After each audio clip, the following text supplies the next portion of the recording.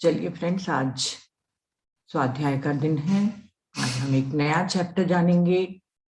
Robert Schwarz की book जो your soul gift मैंने प्री बर्थ प्लानिंग के ऊपर आप लोगों को बताई थी, उसी की ही उनकी एक और बुक आई है, योर सोल्स लव, जिसका पहला चैप्टर मैंने इनफिडेलिटी के रूप में, बेवफाई वाला, आप लोगों के साथ शेयर किया था। बहुत लोगों को पसंद आया था, बहुत लोगों ने क्वेश्चन पूछा, बहुत लोगों ने मुझे ग्रैटिट्यूड दिया कि थोड़ा सा हमको समझने में सहायता मिली, क्योंकि हमारी कंडीशनिंग ऐसे हो जाती है कि हम बहुत जल्दी कोई भी चीज को नहीं समझते। तो चलिए ठीक है, मेरा काम है आप लोगों को नॉलेज देते रहना, बाकी हीलिंग ट्रांसफॉर्मेशन आपका खुद का काम है, कोई किसी की हीलिंग नहीं कर सकता। तो आज जो चैप्टर मैं आप लोग के साथ शेयर करना चाहती हूँ उसका नाम है बीइंग सिंगल, जिसका मैंने पहले भी जिक्र किया है कि वो व्यक्ति जो मैरिज नहीं करते हैं पूरी लाइफ में, या काफी टाइम तक के मैरिज के बगैर रहते हैं, या कोई भी ब्रेकअप के बाद या डिवोर्स के बाद शादी नहीं करते हैं और अकेले जीवन जीते हैं। तो हमारा जैसे कि समाज है एक उसमें लगता है कि जो शादीशुदा है, जिनके बच्चे हैं, बस वही सुखी है, वही ब्लेस्ड है, और जो अकेले रहते हैं वो बेचारे हैं या कोई कर्मास को क्लीन कर रहे हैं। तो ये जो हमारी कंडीशनिंग है, ये जो हमारी सोच है, वो बहुत ही गलत है। हम जब मेडिटेशन कर रहे हैं तो हमको हर चीज को सोल पर्सपेक्टिव से देखना चाहिए कि उसका उद्देश्य क्या है। अगर हमको नहीं भी मालूम है तो कम से कम जज नहीं करना चाहिए, और बेचारे और किसी के लिए सहानुभूति नहीं करना चाहिए। सहानुभूति गलत चीज है, पिटी सिंपैथी नहीं, एम्पैथी होनी चाहिए हमारे पास, संवेदना होना चाहिए कि हाँ उनको कुछ प्रॉब्लम है, तो हमको जज नहीं करना है, उनको अच्छे से उनके हीलिंग में हमको मदद करनी है। जरूरी नहीं है कि उनकी हीलिंग ही हो, आगे जानेंगे। तो चलिए, मैं रॉबर्ट श्वार्ट्ज की बीइंग सिंगल आप लोगों के साथ शेयर कर रही हूँ। तो रॉबर्ट श्वार्ट्ज ने बहुत ही प्यारा ये चैप्टर लिखा है, बहुत बड़ा है फ्रेंड्स। एक एक पैराग्राफ की इतनी मीनिंग है, क्योंकि अभी तक के जो उन्होंने योर सोल्स गिफ्ट लिखा था वो एक लेमन भी पढ़ के समझ सकता था, पर ये वाला बहुत डीप नॉलेज वाला है। तो एक एक पैराग्राफ को भी मुझे समझने में टाइम लगा। बहुत लंबा चैप्टर है और कल मेरे पास टाइम नहीं था कि मैं उसके पूरे नोट्स कंप्लीट कर पाऊं, तो आज मैंने जितने कर पाई, और मैं समझ पूरा गई, परंतु कितना मैं एक्सप्लेन कर पाऊंगी वो कोशिश करूंगी कि मैं बहुत अच्छे से आप लोग को एक्सप्लेन करूं, क्योंकि मैंने बहुत अच्छे से इस चैप्टर को समझा है। इसलिए नहीं कि मुझे आप लोग को बताना है, क्योंकि मेरी रियल सिस्टर सिंगल है, उन्होंने मैरिज नहीं किया, 74 इयर्स की है, तो उसकी क्या लर्निंग थी, वो क्या सीख रही है, कहाँ पे वो सफल हो पाई। मैंने बहुत बहुत सी चीजें देखी, अपने रिलेटिव जो मेरे खुद बहुत ही क्लोज हैं, उनको भी मैंने सिंगल देखा है डिवोर्स के बाद। तो उनके लिए उनके मतलब जीवन को जानने के लिए मुझे इस चैप्टर को समझना जरूरी था। और वैसे भी मैं बहुत सेल्फिश हूँ, मैं दूसरों के लिए नहीं, अपने आप के लिए ये विजडम लेना चाहती हूँ। क्योंकि हम जो भी विजडम लेते हैं फ्रेंड्स, याद रखना, आप जब मेडिटेशन करते हैं तब भी आपके कर्मास क्लीन होते हैं, आपका कॉन्शियसनेस एक्सपैंड होता है। जितना आप बुक्स पढ़ते जाते हैं, आप ज्ञान लेते जाते हैं। जरूरी नहीं है कि हर आत्मा को उस दुख से गुजर के जाना हो। अगर मैंने इनफिडिलिटी को अच्छे से समझ लिया, यदि मैंने इस चैप्टर को अच्छे से समझ लिया और अपने ऊपर काम किया, तो वो जो ज्ञान है वो मेरा कॉन्शियसनेस भी बढ़ाएगा, मेरे कर्मास भी क्लीन करेगा, और कभी भी भविष्य में मुझे ऐसे सिचुएशन को फेस नहीं करना पड़ेगा, क्योंकि मैं काफी विजडम ले चुकी रहूंगी। तो इसलिए मैं अपने लिए इन सबको समझना चाहती हूँ। हाँ, मेरे साथ साथ आप लोग को भी फायदा होता है, तो ये तो और अच्छी जो बात है कि एक दूसरे के साथ हम बैठ के सीख रहे हैं। तो अपनी सिस्टर वगैरह का मैं बाद में शेयर करूंगी। रॉबर्ट श्वार्ट्ज ने जिस तरीके से बुक लिखा है, एक एक पैराग्राफ बहुत मीनिंगफुल है। तो मैं आप लोगों से रिक्वेस्ट करूंगी कि जो मैंने पीडीएफ शेयर किया था, जो भी सिंगल है उस बुक को जरूर पढ़ें, खासकर इस चैप्टर को। हो सकता है आप में से कुछ एक लोगों ने पढ़ा भी हो और शायद नहीं समझ में आया हो, क्योंकि बहुत डीप मीनिंग का है और बहुत कॉम्प्लिकेटेड वे में उनकी इंग्लिश लिखी हुई है। तो पर अभी जब आज मेरे को सुन लेंगे तो अब आपको चैप्टर समझ में बहुत जल्दी आ जाएगा, क्योंकि जब हम कुछ सुन लेते हैं ना तो फिर हम बहुत इजीली उस चीज को समझ पाते हैं। तो रॉबर्ट श्वार्ट्ज ने कहा कि इस पूरी दुनिया में 10% वर्ल्ड पॉपुलेशन कभी शादी ही नहीं करती हैं या लॉन्ग टर्म कोई भी कमिटमेंट में नहीं रहती हैं, और शादी भी करती हैं तो जैसे लॉन्ग टर्म में नहीं रहेंगे तो थोड़े टाइम के बाद ही उनका डिवोर्स हो जाएगा और सिंगल ही रहती हैं। और अक्सर लोग ये लोग जो रहते हैं डिवोर्स के बाद या जो सिंगल रहते हैं वो हमेशा एक रोमांटिक पार्टनर को ढूंढने की कोशिश करते रहते हैं, पर उनको न इजीली और न ही जल्दी अपनी पसंद का पार्टनर मिल पाता है। तो वो कहते हैं कि क्या सिंगल होना भी प्री बर्थ प्लान का हिस्सा है? यदि है तो सोललेस एक्सपीरियंस को क्यों चुनेगी जब चारों तरफ प्यार प्यार प्यार का बोलबाला है? मीडिया ने इतना फैला के रखा है, जैसे ऐसा लगता है मीडिया और इन सबको देख के कि जिंदगी का एक ही मकसद है, सिर्फ शादी करना और बच्चे पैदा करना। मतलब जो रिलेशनशिप में है वही खुश है और जो नहीं है वो बस अनलकी है। पर देखिए, लड्डू खाओ या न खाओ, दोनों में बराबर का मजा है और दोनों में अपने एडवांटेजेस और डिसएडवांटेजेस है। तो उन्होंने कहा कि फिर मैंने इसके ऊपर रिसर्च किया और कैथी नाम की एक लेडी इनके पास आती है, तब वो 60 इयर्स की थी। हम लोग के लिए इंडिया में 60 इयर्स में कोई सिंगल रहेगा तो बोलेंगे कि तो क्या प्रॉब्लम है, 60 इयर्स तो हो चुके हैं, अब थोड़े टाइम तो बचे हैं, तुम जाने वाले हो। पर अब्रॉड वैसा नहीं है, वहां पे 60 इयर्स में भी लोग अपने को क्वेश्चन करते हैं कि हम सिंगल क्यों हैं। तो उनकी स्पिरिट गाइड से बात करते हैं, उनके बिटवीन लाइफ सोल रिग्रेशन के द्वारा रॉबर्ट को पता चलता है कि कैथी का जो सिंगल होना है, उसकी जो आत्मा का प्राइमरी चैलेंज था वो था रोमांटिक रिलेशनशिप में ना कहना। जब आप एक लविंग रिलेशनशिप में हैं, बहुत प्यार करते हैं किसी इंसान को, उसको ना करके उसको छोड़ के जाना बहुत बड़ा चैलेंज है। उसके लिए आपको इतना ज्यादा सेल्फ लव की जरूरत पड़ेगी कि आप उसके प्यार को ठुकरा के जा रहे हैं, क्योंकि आपका सेल्फ लव इतना बढ़ चुका है। तो उसका प्राइमरी चैलेंज था नेगेटिव, मतलब नेगेटिविटी को, रिलेशनशिप में जो भी नेगेटिविटी है उसको ना करना। और दूसरा जो उसका सेकेंडरी चैलेंज था, खुद को प्यार करना। ये धीरे धीरे जब आप जानेंगे तो समझ में आएगा कि उसने ऐसा क्यों चुना। इसमें बहुत सारी उसकी लाइफ बताई गई है, पास्ट लाइफ का, मैं जितना शॉर्ट में कर सकती थी करी। तो कैथी अब अपनी रॉबर्ट श्वार्ट्ज को पूरी कहानी बताती रहती है कि अभी वो होलिस्टिक प्रैक्टिशनर है, प्राइवेट प्रैक्टिस करती है, नेटवर्क मार्केटिंग में वो प्रोफेशनल थी, हीलिंग आर्ट्स सेंटर की वो मालकिन है, बहुत सुंदर घर में रहती हैं जहाँ वो बहुत अधिकतर समय बिताती हैं, नदी के किनारे, जंगलों में फायर जलाकर अपने फ्रेंड्स के साथ बैठना या अकेले बैठना, गार्डनिंग करना। मतलब वो पूरा समय एकांत, एकांत मतलब अपने आप में मजा लेना, अपने आप में पूर्ण रहना। और अकेलापन जब हम दूसरे की कमी महसूस करते हैं, तो ये अपने एकांत को एंजॉय करती थी इन सब चीजों में। तो रॉबर्ट्स उनसे पूछते हैं कि कितने साल हो गए कि तुम रिलेशनशिप में रही, किसी के भी प्यार में? तो बोलती है कुछ ही वर्ष रही मैंने। जब 20s में थी तब इसके कॉलेज का एक फ्रेंड था कर्ट नाम का, उससे उसको प्यार हो जाता है और बहुत जल्दी वो शादी कर लेते हैं। 20s में थे तो वहाँ अमेरिका में जैसे मस्ती और मौज मस्ती वाला रहता है, तो वो दोनों पूरे टाइम फ्रेंड्स के साथ घूमते, खाते पीते, बहुत अल्कोहल लेते और ड्रग्स भी लेते थे। उसके बाद उसको रियलाइज हुआ कि ये मेरी हेल्दी रिलेशनशिप नहीं है, मैं तो सिर्फ पी रही हूँ और ड्रग्स ले रही हूँ और मौज मस्ती ही मेरा जीवन नहीं है।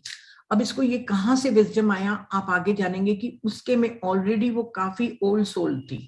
तो जो ओल्ड सोल्स रहता है वो संसारिक चीजों में बहुत जल्दी विरक्त हो जाता है, वो समझ जाता है कि ये मेरा पर्पस नहीं है।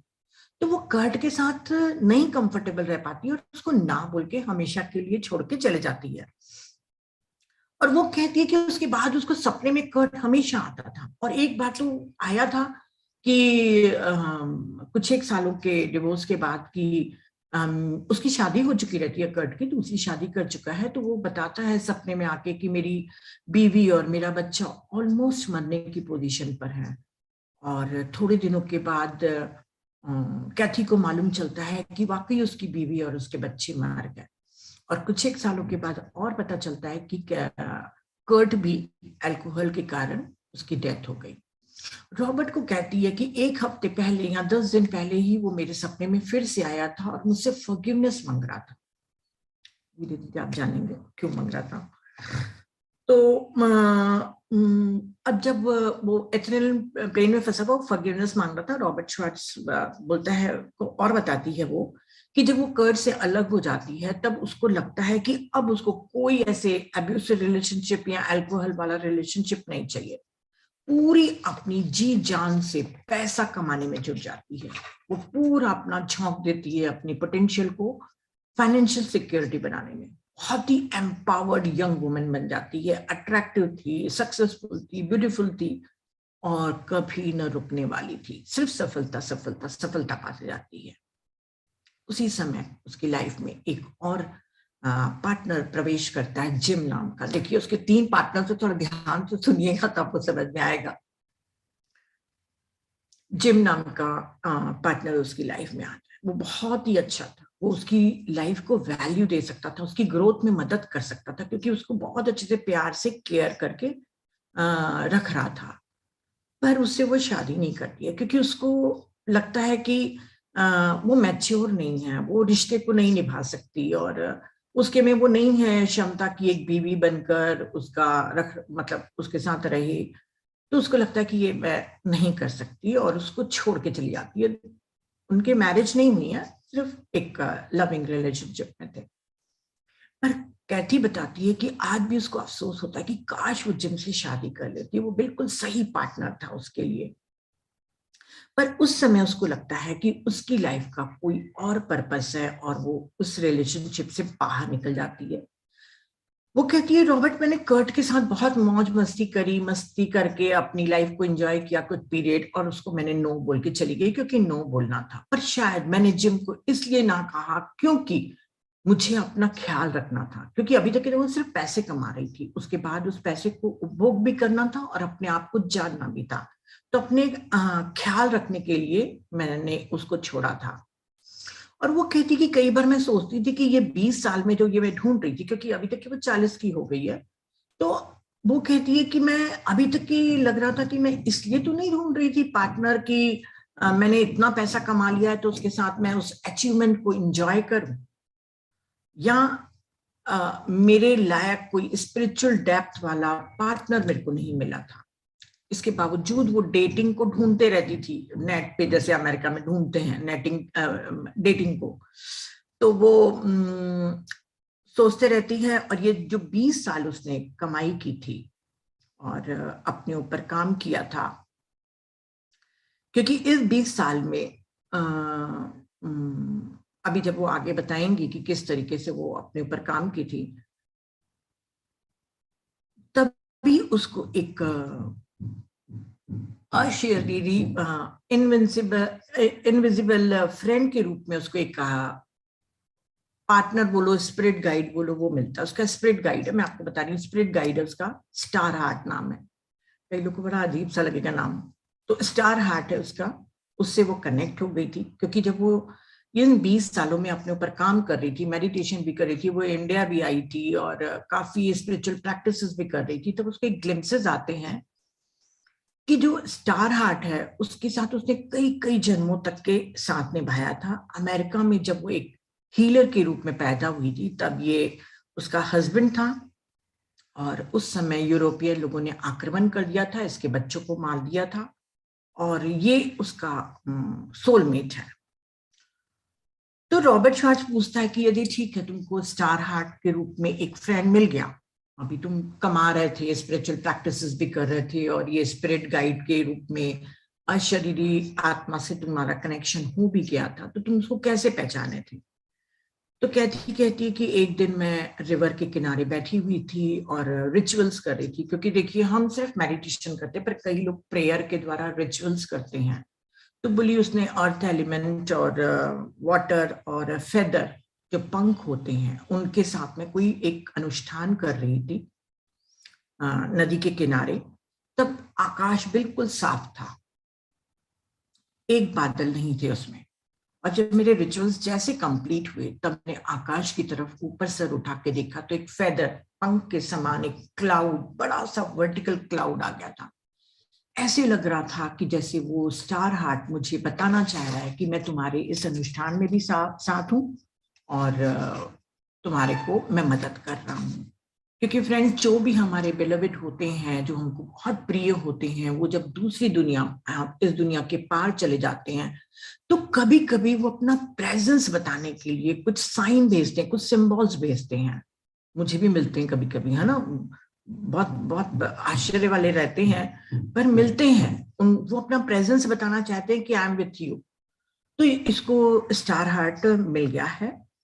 तो वो कहती बताते रहती है कि अगर दोस्ती के बीच में संघर्ष होता है, दोस्तों के बीच में, तो एक फ्रेंड को छोड़ के हम जा सकते हैं और अपनी लाइफ को बिता सकते हैं क्योंकि हमारा रोज का उससे मिलना नहीं है और हम दूसरे फ्रेंड्स ढूंढ लेते हैं। पर जब रिलेशनशिप में बहुत मतलब टूटते हैं, तब आपको झुकना ही पड़ता है। उसको फिर से एक रिश्ते की कमी महसूस होने लग गई। अब इसकी लाइफ में एक माइकल नाम का पार्टनर आता है। माइकल से इसकी शादी हो जाती है और माइकल बहुत ही गैर जिम्मेदार था। उसको मालूम ही नहीं था कि दुनिया में अपने आप को कैसे रहना है, जबकि ये तो इतनी एम्पावर्ड हो चुकी थी, इतना विजडम ले चुकी थी, इतनी स्पिरिचुअल ग्रोथ कर चुकी थी कि माइकल को वो सहन नहीं कर पाती है। उसको बिल्कुल भी डिसिप्लिन नहीं था और दुनियादारी नहीं आती और उसको छोड़ देती है वो। और अच्छा लड़का था वो बोलती है, परंतु वो मेरे लायक नहीं था। तो रॉबर्ट उससे पूछता है कि अब अकेले रहने में आप कैसे महसूस करती हैं। तो कैथी बोलती है कि मैं बहुत ही पीसफुल और बहुत ही कंफर्ट के साथ हूँ। मैं बिल्कुल इक्वेनिटी में हूँ, ताकि मैं, जिसको अपन कहते हैं समता का भाव, मतलब कोई किसी से न बहुत दुख न बहुत सुख, बिल्कुल समता में रहती हूँ। और मुझे मालूम है कि मेरी खुशी मेरे अंदर है और मेरे को ना अकेले, जैसे रॉबर्ट उससे पूछता है कि आपको डर नहीं लगता है कैथी कि तुम अकेले बूढ़ी होगी, अकेले मर जाओगी, तो वो बोलती कि नहीं, मेरे में इतना प्यार है। और डर वहां रहता है जहां प्यार नहीं होता, क्योंकि दोनों ऑपोजिट है। तो मैं तो अपने आप को इतना प्यार करती हूँ और मैं समझती हूँ कि मेरी खुशी मेरे अंदर है, मेरा ईश्वर मेरे अंदर है और मैं उस ईश्वर को पूरे समय लेके चल रही हूँ। तो मुझे अकेलेपन से कोई भी डर नहीं लगता है और मैं बहुत ही ब्लेस्ड फील करती हूँ कि मैं स्पिरिचुअल पाथ में हूँ। और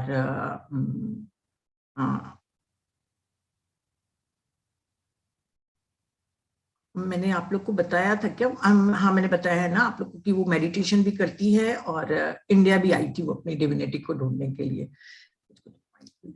तो ठीक है, अब रॉबर्ट श्वार्ट्ज कहता है कि ठीक है, मैंने तुम्हारी कैथी पूरी स्टोरी सुन ली। अब हम आरोन एंड डिवाइन मदर के साथ तुम्हारी चैनलिंग के द्वारा देखते हैं कि क्या है आकाशिक रिकॉर्ड। आरोन एक एनलाइटन मास्टर्स है और डिवाइन मदर, मदर मैरी और क्वीन यांग और दूसरी कलेक्टिव कॉन्शियसनेस की एनर्जी ग्रुप है जो चैनलिंग के द्वारा लोगों को गाइड करती है। मैं अलग अलग नहीं बताऊंगी, मैं सब एक साथ बताऊंगी। आप लोग को वैसे भी सिर्फ कंक्लूजन ही जानना है कि क्या हुआ था। तो आरोन कहता है कि कैथी, तुम कई बार आत्मा अपने को गहराई से खोलने के लिए ऐसे प्लान बनाते हो। और कैथी, तुम पिछले कई जन्मों से दूसरों की प्रशंसा और सम्मान के ऊपर डिपेंड थी। मतलब लोग तुम्हारी प्रशंसा करें, लोग तुमको सम्मान करें, और जितना भी उन लोग करते थे आपको पर्याप्त नहीं होता था। और जब भी कोई प्रशंसा करता था तो आप हमेशा कहते थे नहीं नहीं नहीं, मैं इसके लायक नहीं हूं। तो ये आत्म निषेध है, आत्म अस्वीकार है, इसको सेल्फ निगेशन कहा। यहाँ पे एक फ्रेंड, थोड़ा सा मैं बताऊंगी क्योंकि मैं कई बार ये मैं करती थी कि नहीं नहीं नहीं, नहीं मैं नहीं हूँ लायक। तो मुझे प्रदीप सर हमेशा डांटते थे कि जब नीता तुम कुछ काम करती हो ना तो क्रेडिट लेना सीखो, पहले से ही उसको नकारा मत करो। तो अब मैं जब लेने लग गई हूँ तो लोग कहते हैं कि ईगो हो गया है। अब मैं दुविधा में पड़ जाती हूँ कि उनको मैं कैसे बताऊं कि यस, यदि मैं कुछ कर रही हूँ, एक्नॉलेज हो रहा है मेरे काम को, तो मुझे थैंक्स बोलना चाहिए। ये थोड़ी बोलना चाहिए, ये हम्बलनेस नहीं है कि नहीं नहीं नहीं, मैं नहीं कर रही, मैं नहीं कर रही। नहीं, यहाँ पे सेल्फ निगेशन कहीं पे भी नहीं करना चाहिए। अगर कुछ काम कर रहे हो, कोई क्रेडिट दे रहा है तो यस एक्सेप्ट, थैंक यू बोलना चाहिए। तो ये मैं प्रदीप सर से सीखी थी कि सेल्फ निगेशन नहीं करना है। तो उन्होंने कहा कि तुम कई जन्म में यही काम करती थी, दूसरों के ऊपर डिपेंडेंट थी, और ये सेल्फ निगेशन होता है, जो अस्वीकार का जो भाव होता है, वो बहुत ही सूक्ष्म तंतु होता है हमारे सबकॉन्शियस माइंड में। अब यहाँ पे उनको 3-4 लाइफ का, पास्ट लाइफ के बारे में बताता है। मैं एकदम शॉर्ट में बताऊंगी, ज्यादा कंफ्यूजन नहीं हो करके,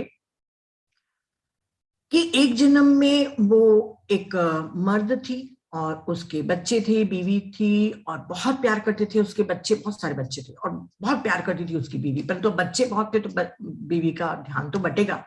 पर इसको क्या लगता था, कैथी जो वो मर्द के रूप में थी उस जन्म में, उसको लगता था कि उसको कोई प्यार नहीं कर रहा, उसकी वाइफ प्यार नहीं कर रही, जबकि प्यार बच्चे भी कर रहे हैं, बीवी भी कर रही है, पर उसको इनफ नहीं लगता था। वो बहुत अच्छे से पेश आती थी अपनी बीवी और अपने बच्चों के साथ, मतलब एब्यूसिव नहीं थी, प्यार करती थी, परंतु उनके प्यार को वो स्वीकार नहीं कर पाती थी। प्यार को स्वीकार करना भी एक कला है, कई लोग रिजेक्ट कर देते हैं प्यार को। तो वो प्यार को स्वीकार ही नहीं कर पाता था, और इसके लिए क्या करता था, वो ख्याल रखना शुरू कर दिया, मिस्ट्रेस बनाना शुरू कर दिया। तो एक जन्म में उसकी वो थी कि मोर लव, दूसरों से प्यार पाने की चाह, है ना। और एक जन्म में क्या था, पॉलिटिशियन थे, कैथी पॉलिटिशियन थी, तो दूसरों के ऊपर डोमिनेट करती थी, क्योंकि दूसरे लोग मेरा कहना माने, खूब सारे फॉलोवर बने, वो दूसरों से प्यार और प्रशंसा की जो चाह होती है, मैं ज्यादा से ज्यादा लोगों को कंट्रोल कर सकूं, ये दोनों में प्यार की जो भूख थी वो इंडिकेट करती थी कि वो अपने आप से प्यार नहीं करती थी।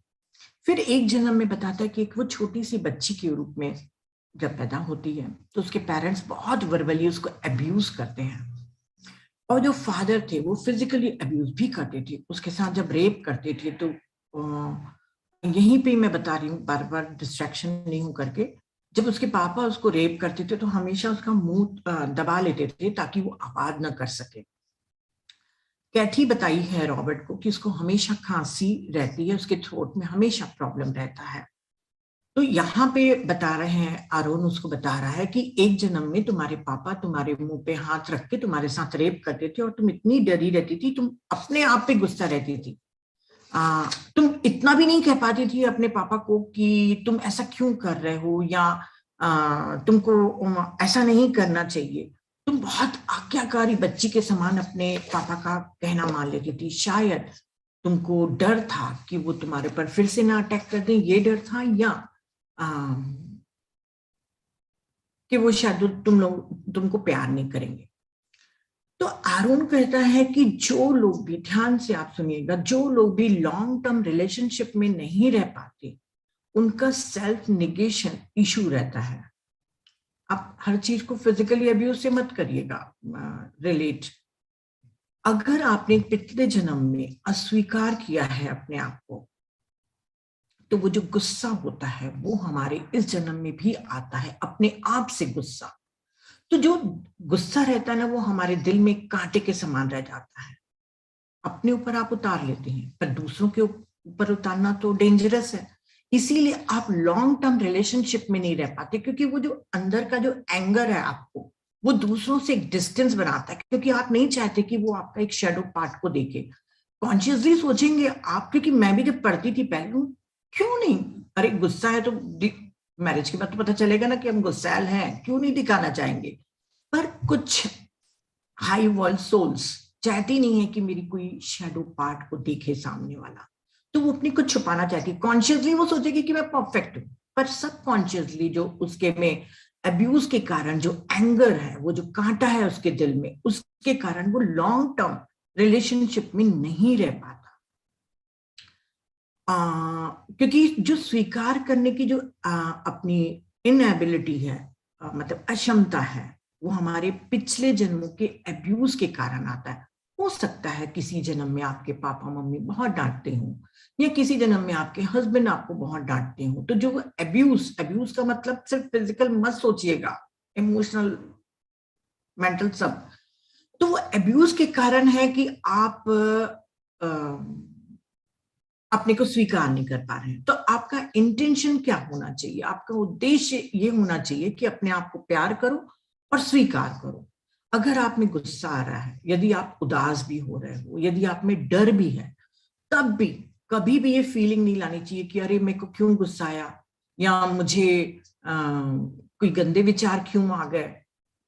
क्योंकि जो हाई वॉल्ड सोल्स रहती है ना, जो ओल्ड सोल्स, हाई वॉल्ड नहीं कहूंगी मैं यहाँ पे, ओल्ड सोल्स जो रहती है ना, उनको परफेक्शन के ऊपर ज्यादा ध्यान रहता है। तो क्यों आया गलत, जैसे मैं हूं, मुझे गुस्सा आता है और चला जाता है, पर मैं कभी भी गुस्से को हम छुपाती नहीं। अरे आ गया तो आ गया ना भाई। कोई बोलता कि कैसे पास छोड़ो, आपको गुस्सा आता है? हाँ भाई आता है, ह्यूमन बॉडी है और हमारे भी इमोशन है। हमको कोई हर्ट करेगा तो हमको गुस्सा क्यों नहीं आएगा?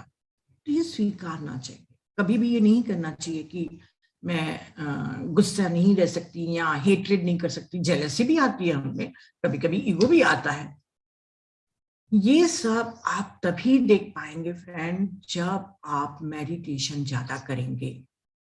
क्योंकि मेरे अपने लाइफ का एक एक्सपीरियंस है कि मैंने कभी नहीं जाना था कि कौन से पॉइंट पे मेरा ईगो है, कहाँ पे मेरे को गुस्सा आ रहा है, कहाँ पे मेरे को किसी ने अपमान कर दिया तो ईगो इश्यूज है, जो भी है, जो भी मेरे इश्यूज रहते हैं। क्योंकि तब 70-80 हजार विचारों में कहाँ आप इंट्रोस्पेक्शन करोगे अपने आप को, वहां तो बाजा बजते रहता है, तो आप सोच ही नहीं सकते। पर जैसे जैसे आप मेडिटेशन करते जाते हो, आपके विचार कम होते जाते हैं, आपके पास जो गैप आता है, उस समय आप अपने आप को ऑब्जर्व कर पाते हो। और यदि आपके साथ कोई इवेंट होता है, मेरा तो एक ही बेस्ट उपाय है आप लोग को बताने का, यदि आप लोग के साथ कोई अप्रिय घटना घटती है, तो आप सिर्फ 10-15 मिनट मेडिटेशन में बैठ जाइए और आप उस इवेंट को देखिए, और आपको पता चल जाएगा कि आपके सामने वाले ने आपके ईगो को हर्ट किया, या आपकी जेलसी थी, या आपकी खुद की नफरत थी, कुछ भी आपको तभी मालूम चलेगा। ज्यादा हो रहा है। तो उन्होंने कहा कि कभी भी फील नहीं करना चाहिए। अगर आपके नेगेटिव इमोशन भी आ रहे हैं तो उसको एक्सेप्ट करो। वही कल हितेश ने बताया था कि अपने शैडो पार्ट को भी देखो। आपके में कोई बुराई है, कमी है, तो देखो। जब तक के देखोगे नहीं, तब तक की हीलिंग कहाँ से स्टार्ट करोगे? तो कहता है अरुण, कहता है कि कहती तुम्हारा जो ये हाईएस्ट इंटेंशन है इस जन्म का, प्यार की इच्छा, डीप इंटीमेसी की इच्छा थी। क्योंकि तुम अपने आप को फुल्ली एक्सेप्ट नहीं कर पा रही हो, फुल्ली लव नहीं कर पा रही हो, इसीलिए एक सही लविंग पार्टनर को तुम अट्रैक्ट नहीं कर पाई। लविंग पार्टनर हो सकते थे, अगर उसने हीलिंग 30 साल की उम्र में कर लिया होता तो आज शायद बहुत अच्छी शादीशुदा जिंदगी बिताई होती उसने। पर उसने धीरे धीरे प्रोसेस को आगे बढ़ाया था। तो उसने कहा कि तुम खुद को नहीं स्वीकार कर पाए और स्वयं को दोष देते रहे। और अभी भी मैं तुमको कह रहा हूँ, आरोन कहता अभी भी मैं तुमको कह रहा हूँ, तो फिर से जज मत करने लग जाना कि हाँ मैं ही कारण हूँ और मेरे में ही कुछ कमी है। नहीं, मैं जजमेंट के लिए नहीं, सिर्फ अपने इंट्रोस्पेक्शन के लिए तुमको बता रहा हूँ। और समझो कि ये कर्म का प्रवाह है, लेकिन कर्म का हीलिंग है। इसीलिए तो कर्म की हीलिंग होगी, तभी तो तुम यहाँ पर हो। अभी भी देर नहीं हुई है, अभी भी तुमको डीप इंटीमेट रिलेशनशिप पा सकती हो। 60 ईयर्स में बोल रहा है उसको कि अभी भी पा सकती हो, और आपके पास पार्टनर आ सकता है यदि आप अपने आप को बहुत ही प्यार करो और समझो कि आपका ब्लॉक कहाँ पे है, जो आपको प्यार पाने से रोकता है। ये हैबिचुअली होता है, जो मैंने कहा कि वो डर के मारे उससे दूरी बना लेते हैं।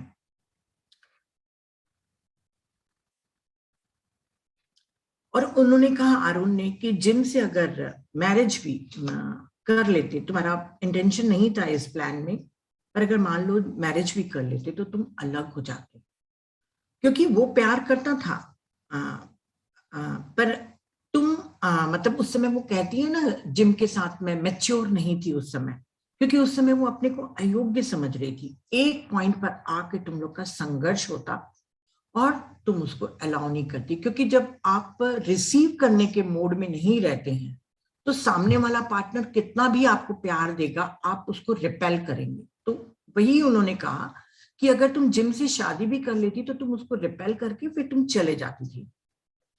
और वो पूछती कि अच्छा सोलमेट होते क्या हैं। सोलमेट के ऊपर 2-3 पैराग्राफ हैं, इसके ऊपर मैं आपको फटाफट बताऊंगी कि जब हम स्प्लिट होते हैं अपने डिवाइन कॉन्शियसनेस से, तो एक जो पर्टिकुलर इरादा होता है, हमारा इंटेंशन होता है, जब आत्माएं एक साथ निकलती हैं तो एक दूसरे को सपोर्ट करने के लिए, एक साथ जब निकलती हैं एक दूसरे को सपोर्ट करने के लिए हम जन्म लेते हैं। और जरूरी नहीं है कि जन्म ही ले, स्पिरिट गाइड के रूप में भी हमको वो सोलमेट हमको गाइड करते रहते हैं, और उनका काम रहता है कि प्रेम के द्वारा एक दूसरे के रोल्स को चेंज कर करके हम एक दूसरे की इवोल्यूशन में मदद करें। जैसे कि क्लासमेट्स होते हैं ना, बिल्कुल वैसे क्लासमेट्स। मैं बहुत सारी चीजें मिक्स करके बोल रही हूँ क्योंकि टाइम हो रहा है, पर समझ में आ रहा है ना सोलमेट्स। तो वो डिवाइन मदर जो थी ना, तो वो कहती है कि अभी भी 60 ईयर्स में भी कैथी पूरी तरीके से अपने को प्यार नहीं कर रही है, कर चुकी है, मतलब कर रही है, पर अभी भी वो डीप लव नहीं है। तो डिवाइन मदर उसको बोलती है कि तुम मेरे प्यार को फील करो। मैं इसलिए बता रही हूँ क्योंकि आप लोग को मालूम चलना चाहिए कि ये नहीं सोचना चाहिए कि हम प्यार के योग्य हैं कि नहीं, क्योंकि उसमें एक सेंटेंस है जो मुझे बहुत टच किया, इसलिए मैंने लिखा है कि आप मेरे प्यार को फील करो, एक्सेप्ट करो फुली। दिमाग में ये क्वेश्चन मत लाओ कि तुम लायक हो या नहीं हो। ये सेंटेंस मुझे बहुत पसंद आया। आप ये मत सोचो कि आप प्यार पाने के लायक हो कि नहीं, सिर्फ ये समझो कि ये प्यार मेरे लिए है, और सिर्फ मेरे लिए ही है, और ये मेरे पास आ रहा है क्योंकि मैं हूं। कैथी फील करती है उसके डिवाइन लव को, और कंपैशन उसके चारों तरफ घेर लेती है। तो वो डिवाइन मदर कहती है कि जब तुम लोग गार्डन में काम करते हो और तुम्हारे हाथ गंदे हो जाते हैं, तो तुम लोग हाथ को धो लेते हो, जाके हाथ को काट थोड़ी लेते हो। पर फिर अपने सेल्फ लव को, अपने अपने आप को प्यार करने के लिए क्यों काट देते हो? आपको हमेशा याद रहना चाहिए कि हम एटर्नली लव्ड हैं। हमको बहुत लोग हैं जो हमको प्यार कर रहे हैं। सिर्फ फिजिकल चीजों को नहीं देखना चाहिए, फिजिकल वर्ल्ड वाली चीजों को। ये कठिन जरूर है, पर अलाउ करो। तुम अलाउ करोगे तो कैथी, तुम याद रखो, सिर्फ कैथी के लिए नहीं, वो डिवाइन मदर सबके लिए कह रही है कि हमेशा याद रखो कि आप लोग एक रेडियंट बीइंग्स हो, एक लाइट एनर्जी हो, और आपको बहुत लोग प्यार करने के लिए हैं। हमारे स्पिरिट गाइड जो हमारे पूर्वज चले गए हैं, जो हमारे पिछले जन्मों में हमारे साथ थे, बहुत सारे लोग हैं। सिर्फ यहाँ पर आप लोग के नहीं होने से, पार्टनर नहीं होने से अपने को अनवर्दी नहीं फील करना चाहिए आपको। तो मदर कहती है कि इस जन्म में तुमने बहुत काम किया है कैथी, परंतु हम सभी के अंदर लेयर्स के अंदर लेयर्स होती हैं, और जो डीपेस्ट लेयर होती है ना, वो बहुत पेनफुल होती हैं। यहाँ पर उन्होंने दो लाइफ को और बताया है, जिस दो लाइफ को नहीं, मतलब दो लाइफ जो उसके ऊपर इम्पैक्ट डाली थी सेल्फ लव को नीचे करने में, उसके ऊपर बताती है डिवाइन मदर कि जब तुम्हारे फादर तुमको रेप करते थे और मुंह बंद कर लेते थे तुम्हारा, तो वो जो एंगर था अपने पापा के प्रति, वो कफ के रूप में तुम्हारा जमा हो गया। और एक बार तुम क्या हुआ था कि एक और जन्म में तुम एक औरत थी, तुम्हारे 3 बच्चे थे, और तुम एक फेरी बोट में अपने बच्चों को लेके कहीं जा रही थी। जो फेरी बोट का जो बोटमैन था, जो क्या बोलते हैं, जो चलाते हैं बोटमैन, वो बहुत केयरलेस था, एकदम यंग लड़का था और बहुत केयरलेस था। उसकी लापरवाही के कारण वो नाव डूब जाती है। उसमें बहुत सारे लोग थे, सब डूब जाते हैं। तुम्हारे 2 बच्चे भी बह जाते, परंतु एक जो छोटा बच्चा था, उसको तुमने हाथ में पकड़ के खुद तैर के उसको बचाने की कोशिश कर रही थी। पर इतना पानी का बहाव था कि तुम्हारा हाथ से वो बच्चा छूट गया, क्योंकि तुम खुद डूब रही थी, पानी तुम्हारे गले में जाते जा रहा था। तो तुम्हारे हाथ से वो बच्चा भी छूट गया, तीसरा बच्चा भी तुम्हारे से चला गया, पर किसी ने तुम्हारी जान बचा ली। अब तीनों बच्चे उसने खो दिए। अब जितनी उसकी जिंदगी थी, वो पूरी जिंदगी भर वो अपने ऊपर भी गुस्सा होते रही कि मेरे हाथ से वो बच्चा क्यों छूटा, मैं वहां क्यों लेके गई, मेरे दोनों बच्चे बह गए मेरे सामने। अपने ऊपर गुस्सा, और उस बोटमैन के ऊपर गुस्सा कि उसकी लापरवाही के कारण मेरे को हुआ। तो वो पूरी जिंदगी जो गिल्ट में और गुस्से में रही, वो गुस्सा तुम्हारे कफ का कारण बना है। तो वो कहते हैं कि आपके पास ऐसी सिचुएशन आते रहती हैं जिसके कारण आपको बहुत गुस्सा भी हो सकता है कि सामने वाला आपके साथ बहुत गलत करके चला जाए। पर तब भी आपको वहां पर अपने आप को माफ करना है और सामने वाले को भी माफ करना है। फॉरगिवनेस सिर्फ मतलब सामने वाले की ही हीलिंग में मदद नहीं करता है, बल्कि हमारी खुद की भी हीलिंग में वो मदद करता है।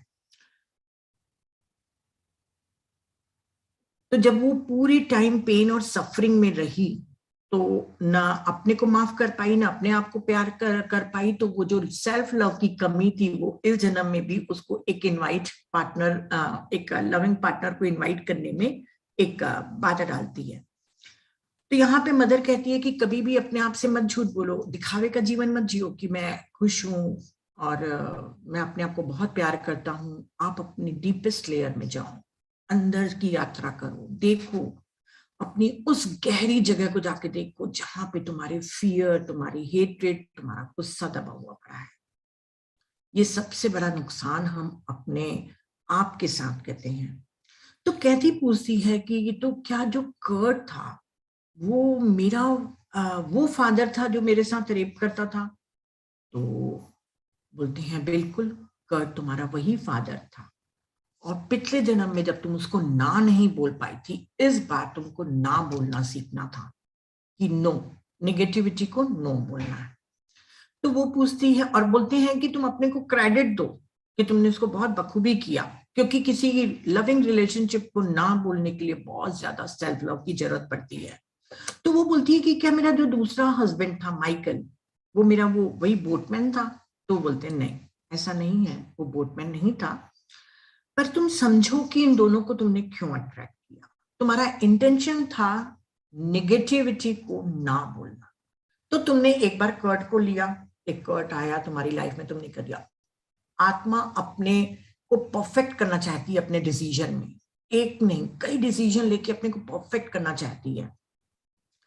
तो इसलिए माइकल को चुना क्योंकि वो वैसे भी सोल लेवल पे काफी इमेच्योर और इररिस्पॉन्सिबल था, और कुछ पिछले जन्म का उसका कनेक्शन था, एक एक का नहीं बताएंगे यहाँ पर। तो उन्होंने कहा कि पिछले जन्म का भी कुछ कनेक्शन था और यहाँ पर भी तुमको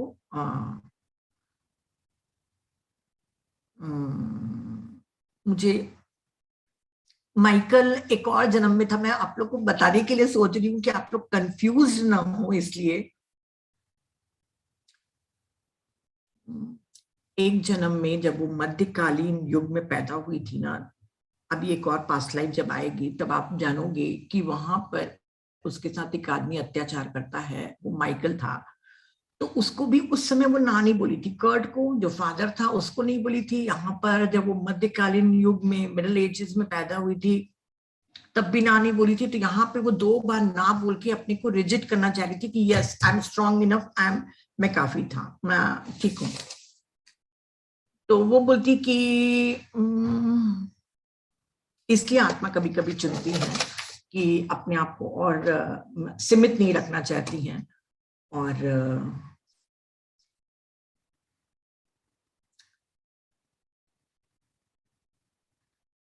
साथ में रहने का उनका इंटेंशन भी नहीं था, क्योंकि दोनों ने अपने पार्ट पूरे नहीं किए थे, माइकल और इसने, दोनों ने। क्योंकि मानव को बहुत जन्म लगते हैं अपने पार्ट पूरे करने में। तो उसने माइकल को और कर्ट को क्यों आमंत्रित किया सिर्फ ना बोलने के लिए? इसलिए क्योंकि वो हमारे कैटलिस्ट हैं। कई बार जब आपके ब्रेकअप होते हैं, आपके जो सिचुएशन है वो बहुत पेनफुल हो जाती है, तो आपको लगेगा कि वो गलत है, मेरे साथ गलत किया उसने। पर आप ये समझ लीजिए कि वो कैटलिस्ट का काम करता है आपको, आपके प्लान को पूरा करने के लिए। आपने प्लान में चुना ही था कि आपके पास विजडम था, प्यार था, और बिल्कुल आप जानते थे कि मैं यहाँ पे ये काम करूंगी। तो वो हम कैटलिस्ट के रूप में उनको लेकर आते हैं, टीचर्स के रूप में लेकर आते हैं। कैटलिस्ट यहाँ पे उन्होंने कैटलिस्ट बोला, हम उसको टीचर्स बोलते हैं। तो जो भी उसको खांसी होती थी कैथी को, उसके रेपिस्ट फादर के कारण और जो पानी में डूबने के कारण हुई थी, तो उसको बाहर निकलने का पूरा ब्रीदिंग सिस्टम का एक पैटर्न बताते हैं कि उसको लेट इट आउट कर दो, और उसको मुक्त कर देते हैं उसकी खांसी और इन सब से। तो ऑरन कहता है कि जो भी आपके थॉट्स और इमोशन आ रहे हैं बाहरी सर्कमस्टांसेस के कारण, उसको आप सिर्फ विटनेस करते जाइए, वो पास होके चले जाएंगे, उससे अपने आप को आइडेंटिफाइड मत करिए, वेट करिए, बिना एक्सप्रेस करे, बिना कोई एक्शन लिए वो चले जाएंगे। और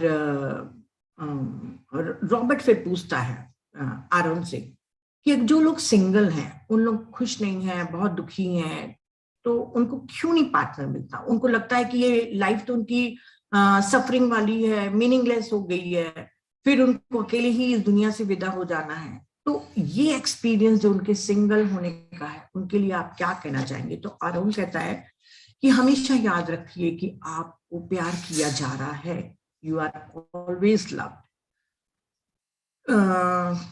जो ये सिंगल होना है चुनती हैं जो आत्माएं, वो ओल्ड सोल्स होती हैं। ओल्ड सोल्स जिन्होंने कई जन्म पृथ्वी पर ले चुके हैं। हमने याद है आप लोग को यंग, मैच्योर और ओल्ड सोल्स के रूप में। तो ओल्ड सोल जो कई जन्म ले चुकी हैं, वो अपने को और परफेक्ट और परफेक्ट और परफेक्ट करना चाहती है। इसके लिए उनकी ऐसे सिंगल होने को भी चुनते हैं। वो इतने अपने आप से एक्सपेक्टेशन रखते हैं कि अरे मैं तो बहुत अच्छी हूं, तो उनके इतने हाई एक्सपेक्टेशन होते हैं कि उनको अपने नेगेटिव इमोशन को एक्सप्रेस करने भी मतलब उनको मंजूर नहीं है कि मैं अपने नेगेटिव इमोशन को एक्सप्रेस करूं, गुस्से को एक्सप्रेस करूं या हेट्रेड को एक्सप्रेस करूं।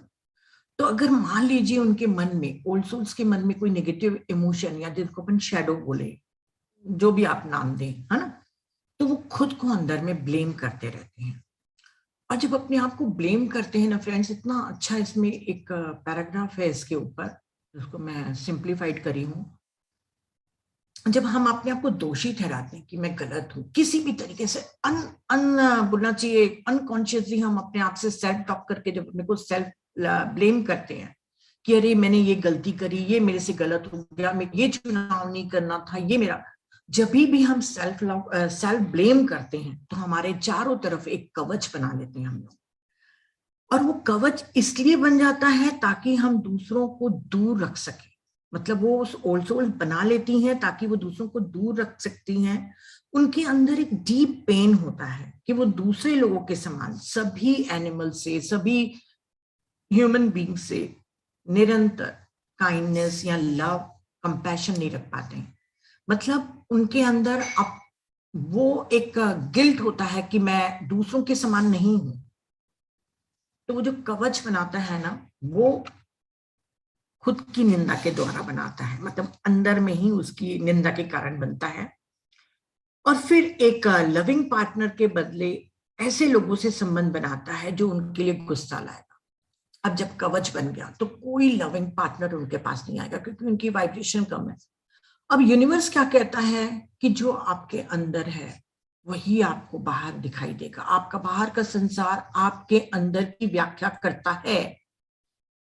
रिलेशंस, फ्रेंडशिप्स हमारे रिफ्लेक्शन है जो हम अंदर हैं। तो वो कहता है कि आप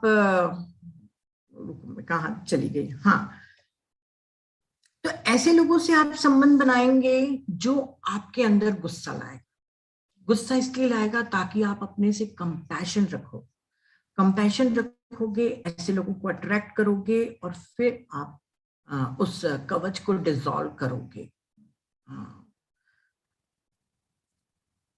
आरोन कहता है इससे अच्छा, जब अगर आपके में कोई निगेटिविटी है, आपके में लगता है कि आप सेल्फ ब्लेम कर रहे हैं, तो आप अपने आप से कहिए कि मैं प्यार हूं, मैं बहुत प्यार, मैं ह्यूमन हूं। अगर कोई मान लो मुझको गुस्सा भी दिलाता है तो कोई बात नहीं है, स्वाभाविक है मेरे में गुस्सा आना। और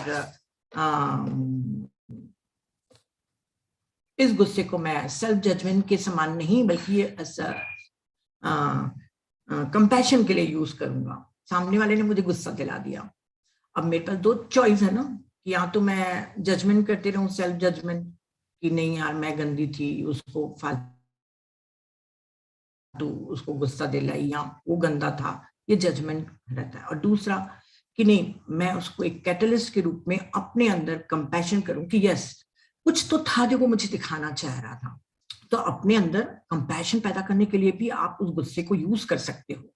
तो अगर ऐसी ओल्ड सोल नेगेटिव थॉट को बिना निंदा किए कंपैशन के लिए यूज करती है, तब वो फिर लविंग पार्टनर को अट्रैक्ट करेगी। फिर उसको ऐसे कैटलिस्ट और ऐसे फ्रेंड्स और ऐसे लोगों की जरूरत नहीं रहेगी जो उसको गुस्सा दिलाएंगे। फिर जब वो लविंग पार्टनर आएगा और जब उसके में लव की एनर्जी बढ़ेगी और कंपैशन अपने लिए भी बढ़ेगा, अपने लिए सेल्फ लव भी बढ़ेगा, प्यार भी देगी वो, तब वो ऐसा कोई भी आदमी को अट्रैक्ट नहीं करेगी जो उसको गुस्सा दिलाएगा। तो जो भी आपको स्ट्रगल हो रहे हैं, जिन लोग भी इस स्ट्रगल से गुजर रहे हैं, उन लोग को अपने आप से कहना चाहिए कि किस तरीके से मैं अभी तक अपने आप को प्यार करने के लिए ओपन नहीं करी हूं। प्यार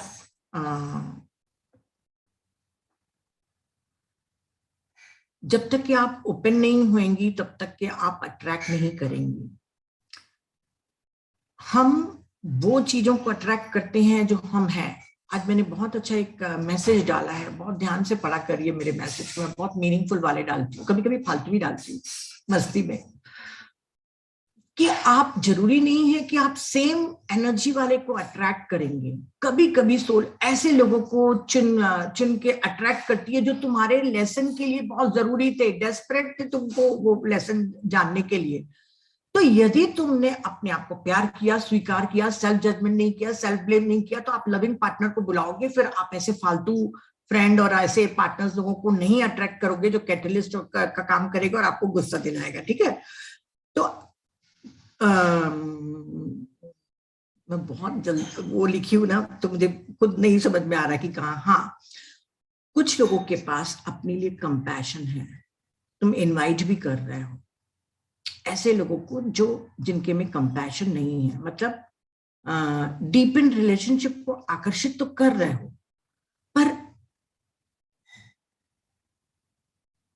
आपको अपनी नेगेटिविटी को दिखाने में, ये क्योंकि बहुत ही कॉम्प्लिकेटेड पैराग्राफ है, उसको मैं कैसे सिंप्लीफाइड करूं इसलिए मैं बोल रही हूँ, क्योंकि वो सेंटेंस में पढ़ूंगी तो आप लोग नहीं समझ पाएंगे। कि जैसे जब तक कि हम अपने अंदर की कमी को नहीं देख पाएंगे तब तक कि हम दूसरे को अलाउ नहीं करते कि वो मेरी कमी को देखे। मैं अपने घाव देखूंगी, फिर मैं बोलूंगी कि ठीक है सामने वाला मेरा घाव देखे। तो कई लोगों के पास कंपैशन होता है और वो ऐसे पार्टनर्स को अलाउ भी करते हैं, पर फिर उनके में एक डर आ जाता है, एक फियर आ जाता है, क्योंकि वो नहीं चाहते हैं कि वो सामने वाला उनके निगेटिविटी को देखे। क्योंकि पहले तो आपको खुद को देखना है, रिकॉग्नाइज करना है, एक्नॉलेज करना है कि आप में क्या कमी है, क्योंकि सामने वाला आपकी कमी को देख के उसको हीलिंग में मदद करेगा आपकी, जैसे आप दूसरों को हीलिंग में मदद करते हैं। बिल्कुल, पार्टनर्स क्या है, एक दूसरे की कमी को हम रिफ्लेक्ट करके एक दूसरे की हीलिंग में मदद करते हैं। पर यदि आपके में कंपैशन है और आपने अपने किसी को बुला भी लिया, मतलब अट्रैक्ट भी कर लिया, तो आपको अलाउ कर रहा है कि वो आपकी नेगेटिविटी को देखे और गुस्सा है, जज करे, जो भी है उसको दूर मत करिए। आप अपने अंदर के ब्लॉकेजेस को देखिए कि क्यों आप उसको दूर रख रहे हैं।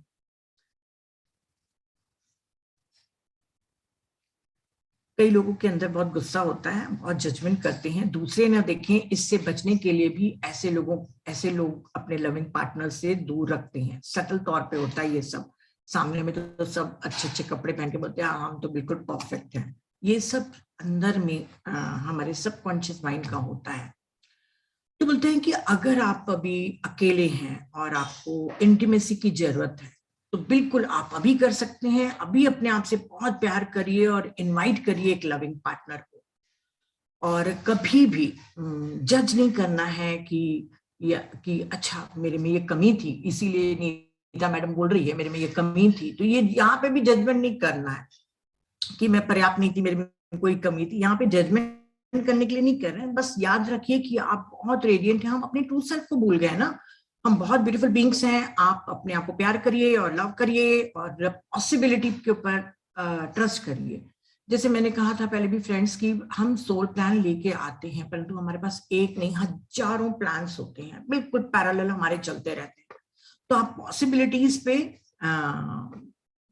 विश्वास रखिए। अगर इन सबके बावजूद अगर आपके में हीलिंग भी हो गई, आपको लग रहा है कि आप सेल्फ लव भी करते हैं, अपने लिए कंपैशनेट भी हैं, आप दूसरों को प्यार भी देते हैं, पर इसके बावजूद आपके पास कोई लविंग पार्टनर नहीं है, तो आपको समझना है कि लाइफ का प्लान कुछ और है। हो सकता है कि आप बेहतर इंसान बनने के लिए आपने इस प्लान को चुना हो, सिर्फ इसलिए नहीं कि आप सेल्फ लव को बढ़ाएंगे कि मैं एक अच्छा वर्जन बनूं, सिर्फ अपने वर्जन, अपने बेहतर इंसान बनने के लिए नहीं, बल्कि आप सेवा के लिए भी इसको कर सकते हैं। जीवन का एक ही उद्देश्य नहीं होता है कि लविंग पार्टनरशिप में आप रहें और अपने जीवन को बिताएं। बहुत तरीके से सेवा रहती हैं जो हम कर सकते हैं, उसके लिए उनके उन सोल्स के लिए ये लविंग रिलेशनशिप, शादी, बच्चे, उनके लिए कोई मायने नहीं रखते हैं। तो वो कहते हैं कि आप लोग कई तरीके से सेवा कर सकते हैं। आप में से कुछ एक टीचर्स होंगे, कुछ एक बॉडी और इमोशन का ख्याल रखते होंगे, कुछ फार्मर्स होंगे, कुछ पेंटिंग्स बनाते होंगे, कुछ फैब्रिक बुनते होंगे। आप खुश रहिए, आपका जीवन जस्ट एक रिलेशनशिप के लिए नहीं है। आप अकेले ऐसा चाहते थे होना, और ये आप अपनी दिल की खुशी पर केंद्रित करिए कि आपको खुशी मिल रही है प्यार बांटने में। तो जितना आप प्यार बांटते जाएंगे उतना ज्यादा आप अपने को क्रेडिट भी देते जाइए, और जितना आप खुलते जाएंगे उतना ही आप प्यार पाते भी जाएंगे। अरुण कहता है कि मैं तुमको बहुत प्यार करता हूं, मैं कई जन्मों तक के तुम्हारे साथ चला हूं। और रॉबर्ट बोलता है कि ठीक है, ये तो हमने समझ लिया, और कौन से रीजन है जो अकेले रहना पसंद करती है, कि तलाक के बाद कोई पार्टनर ही नहीं मिला, रह रहे हैं या शादी नहीं कर रहे हैं, जो भी। तो अरुण कहता है कि कई बार आत्मा हायर फोकस के लिए भी इसको चुनती है। कभी कभी व्यक्ति गहराई से खोज के लिए कमिटेड होता है, आर्ट्स में, मेडिसिन में, रिलीजियस पाथ में। यहाँ पे मैं जरूर एक नाम लेना चाहूंगी, हमारी जो जस्सी मैम है, जिनकी जो सोल पर्पस है वो सिंगल रह के पूरी अपनी लाइफ को डिवोटेड करना है। सिर्फ जस्सी मैम ही नहीं, हमारे पीएसएसएम में कई लोग हैं जो सिंगल हैं और अपने स्पिरिचुअल पाथ में बहुत बहुत काम कर रहे हैं। यदि वो शादी करते, उनके बच्चे होते, तो शायद अपने डिस्ट्रैक्शन के कारण, क्योंकि कुछ रिस्पॉन्सिबिलिटीज होती हैं जिनके कारण वो पूरा टाइम नहीं दे पाते, तो कई बार आत्माएं अपने हायर फोकस के लिए कहती हैं कि मुझे इस जन्म में नहीं चाहिए डिस्ट्रैक्शन, इस टाइम में मैं बिल्कुल अपने इस खोज के लिए, अपने प्रेरणा के लिए, एस्पिरेशन के लिए, आकांक्षा जो है उनके लिए मैं खुद को सफिशिएंट मानती हूँ। मैं बिल्कुल सफिशिएंट हूँ, पर्याप्त हूँ, मुझे किसी और की जरूरत नहीं चाहिए। जैसे उन्होंने बहुत अच्छा, एक अरुण ने कहा कि एक सेब का पेड़ है, वहां पर एक बीज गिरा और चिड़िया लेकर उस बीज को दूसरे जगह, ऐसी जगह ले गई जहां पर एक उपजाऊ भूमि थी। वहां चिड़िया ने उस बीज को डाल दिया, वहां पर सेब का पेड़ उग गया। फिर वहां पे सेब गिरेंगे, फिर और आसपास पेड़ उगेंगे, क्योंकि गल के फिर वहीं पे उगेंगे। फिर धीरे धीरे 100 सालों के बाद जब देखोगे तो सिर्फ एक बगीचा नहीं रहेगा, कई मीलों तक के वो बगीचा रहता है। सिर्फ उसका उत्पत्ति कहां से हुई थी? सिर्फ एक बीज से हुई थी जो वो चिड़िया लेके गई थी। तो वो कहता है कि हो सकता है कि वो सीड आप, वो जो ऑर्चर्ड है, वो जो बगीचा है, वो तुम बनाने वाले हो। अब आप कहोगे भाई नहीं, तो हम तो ना डॉक्टर हैं, ना आर्टिस्ट हैं, ना कोई ग्रेट पर्सन है, हमारी तो एकदम सिंपल सी लाइफ है, हम कैसे सीड बनेंगे उसका? हम कहाँ से कौन सा बगीचा पैदा करके चले जाएंगे?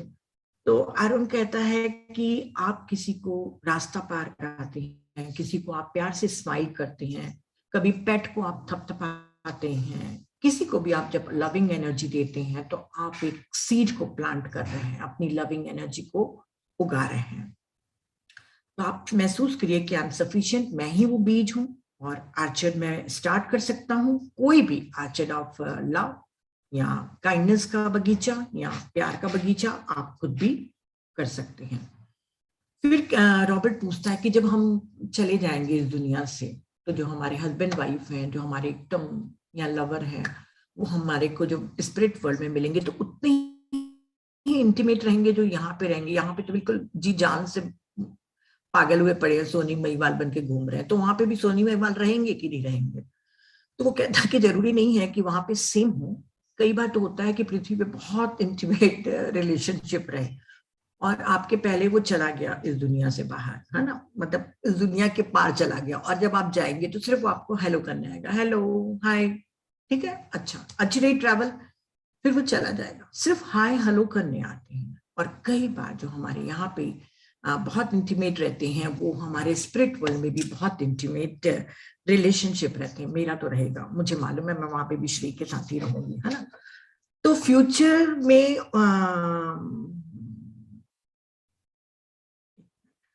इसमें क्या बहुत सारे दूसरे प्लैनेट्स के ऊपर भी जेंडर्स और वहां पे कैसे रिलेशनशिप है उसके ऊपर है। मैंने नोट्स अपने लिए बनाया था, उस सबको काटी हूँ, तो थोड़ा सा कंफ्यूजन हो रहा है कि कहाँ कहाँ पे मैंने काटा था। हम्म हम्म। वो कहता है, कैथी, हो सकता है कि जब तुम जाओगी तो तुमको कर्ट मिले, तुम उसके साथ बहुत हंसोगी, बहुत बातें करोगी, और हो सकता है अगले जन्म में तुम उसके साथ शादी का प्लान भी जमा लो सेवा के भाव से, क्योंकि कर्ट के अंदर एक एब्यूसिव करने का एक टेंडेंसी है। पहले फादर के रूप में किया, फिर एक हस्बैंड के रूप में ड्रिंक वगैरह करके अब्यूज किया। तो वो जो उसके में अंदर में अब्यूसिव भावना है, हो सकता है उसको हीलिंग में मदद करने के लिए तुम अगली बार कर्ट को शादी करके अपना हस्बैंड भी बनाओ। मैं एक पॉसिबिलिटी बता रहा हूँ, जरूरी नहीं है कि तुम ये सब करो। उन्होंने एक बहुत ही अच्छी बुक का नाम बताया, अरुण ने, मैं जरूर चाहूंगी कि मार्च के महीने में इस बुक को मैं जरूर शेयर करूं, टेस्टिमनी ऑफ लाइट। देखूंगी पहले क्या है। उसमें कहा है कि हेलन ग्रीव्स ने बहुत ही प्यारी बुक लिखी है जिसमें डीपर सोल कनेक्शन के बारे में बताया कि कई हजारों, कई सौ सालों तक के हम वही लाइफ टाइम में अपने वही वही पार्टनर को चुनते हैं, तो हमारा जो डीपर है ना सोल कनेक्शन, उसके बारे में है। मेरे को पता नहीं क्यों आत्मा सोल से रिलेटेड जितनी बुक्स होती है वो मुझे बहुत अट्रैक्ट करती है। जैसे आर्केटाइप ऑफ सोल्स के मेरे नोट्स बन रहे हैं, बहुत डीप नॉलेज है, पता नहीं मेरा कब कंप्लीट होगा, पर उसको भी मैं शेयर करूंगी। और ये टेस्टिमोनी ऑफ लाइट मैं जरूर शेयर करना चाहूंगी जो आरोन ने कहा है, क्योंकि मुझे भी जानना है कि मेरा किसके साथ स्ट्रॉन्ग कनेक्शन है। तो उन्होंने कहा कि आत्मा जितना विकास करते जाती है उतना डीपर रिलेशनशिप चाहती है। फिर वो आरोन कंटिन्यू करके बताते रहती है कि हम लोग इंसान लोग क्या करते हैं कि सिर्फ रोमांटिक रिलेशनशिप को ही समझते हैं कि ये रिलेशनशिप है, इंटीमेट होना एक दूसरे के साथ, क्योंकि आप लोग हर चीज को सेक्सुअली रिलेशनशिप के साथ कन्वर्ट कर लेते हो कि इंटीमेट है तो होना चाहिए ये। पर डीप इमोशनल एनर्जेटिक इंटीमेसी भी बहुत सारे तरीके हैं। अगर हम अपने जैसे, मैं कैसे बताऊं यार, मैं इतने सारी चीजें पढ़ती हूँ ना, तुम लोग को बताने में मेरे को वो लगता है। मैंने ल्यूमिनस वाले में बताया था कि जब हम स्पिरिट वर्ल्ड में जाते हैं तो पृथ्वी के साथ भी अपने को कनेक्ट होकर जोड़ते हैं, ग्रास के साथ भी हम अपने आप को जोड़ के दिखते हैं, ऑल दैट इज के साथ भी, मतलब हर एक से हम जुड़ के उस कॉन्शियसनेस के साथ अटैच होकर दिखते हैं। मैंने ल्यूमिनस में बताया था, आप लोग को याद नहीं होगा, मेरे को पक्का मालूम है, पर मुझे याद है। तो वो कहता है कि आप लोग इंटीमेट मत समझिए, आप यहां पर भी वो अपनी इंटीमेसी को आप जगाइए, अर्थ के साथ, ट्रीज के साथ, सन के साथ, वाटर के साथ आप इंटीमेट होना शुरू होइए, और आप फील करिए उस एनर्जी को पूरे उस दुनिया में जो भी हमारे आसपास हैं, उसके साथ डीपर इंटीमेसी को आप फील करेंगे। यहाँ पे बहुत बड़ा एक बहुत 2-3 पेज लिखा हुआ है, वो मैं सब नहीं बताऊंगी, कि आप इंटीमेट होइए, फिर अपने फ्रेंड को भी बोलिए वो इंटीमेट हो, फिर अपने फ्रेंड के साथ शेयर करिए। ये सिर्फ आपको वो बताने के लिए जरूर, इसलिए मैं आप लोग को बता रही हूँ कि यहाँ पे आरोन का कहना है कि हम लोग इंटीमेट होना सिर्फ एक पार्टनर अपने हस्बैंड के साथ ही हम महसूस करते हैं या वाइफ के साथ, पर इंटीमेसी के बहुत से तरीके हैं। आप खोजिए, तभी आपको मालूम चलेगा कि आप क्या हैं। आप सिर्फ एक पर्सनालिटी के रूप में आए हैं, पर आपका ट्रू सेल्फ एक बियॉन्ड आपके ये 5 इंद्रियों से बढ़कर है, समझ के होंगे, तो आपको ज्यादा करेगा। और यदि आपको दिक्कत हो रही है अपने लाइफ में स्ट्रगल करने में, तो उन्होंने कहा है कि आप अपने स्पिरिट गाइड से मदद भी मांगिए, वो आपको बिल्कुल मदद करेंगे, और आपकी सोल प्लान को मैनिफेस्ट में मदद करने के लिए तुमको सामने आएंगे।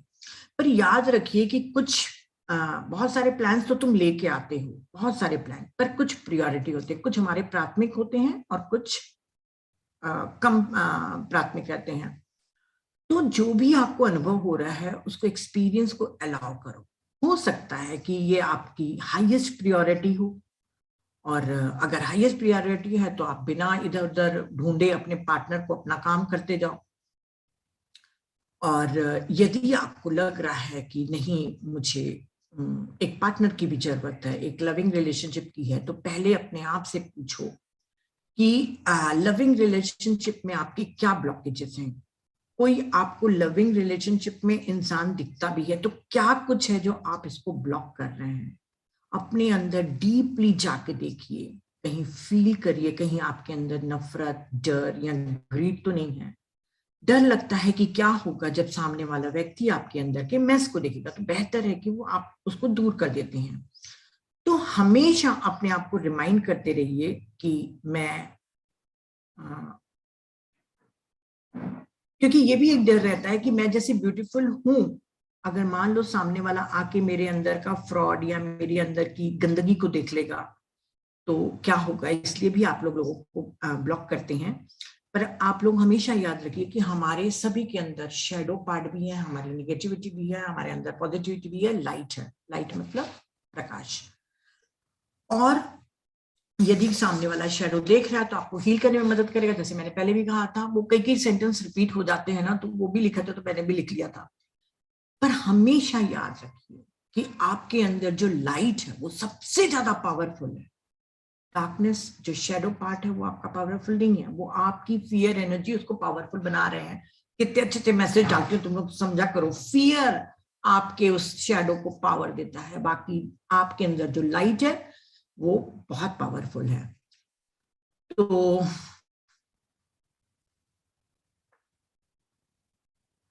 इसके बाद जब ये आरोन और उससे बात करती है तो कहती कि खांसी की बीमारी भी ठीक हो जाती है। अब फटाफट बिटवीन लाइफ सोल रिग्रेशन थोड़ा लंबा चलेगा, क्या करूं, इतना बड़ा चैप्टर है और मैं नहीं चाहती कि मैं कॉम्प्रोमाइज करूं। थक जाओगे तो फिर यूट्यूब में देख लेना यार, पर बोलने दो मुझे, है ना। तो अब जो उसका बिटवीन लाइफ सोल रिग्रेशन है ना, वो बहुत ही इंपॉर्टेंट था। उसके 3 लाइफ बता रहे हैं, मैं फटाफट बताती हूँ। एक उसका, जब पृथ्वी हुई थी तभी भी वो उतरी थी, पहले पहले कैथी, और लाइट के फॉर्म में उतरी थी, जंगल अंगल साफ करते थे उन लोगों को, सब छोड़ दीजिए।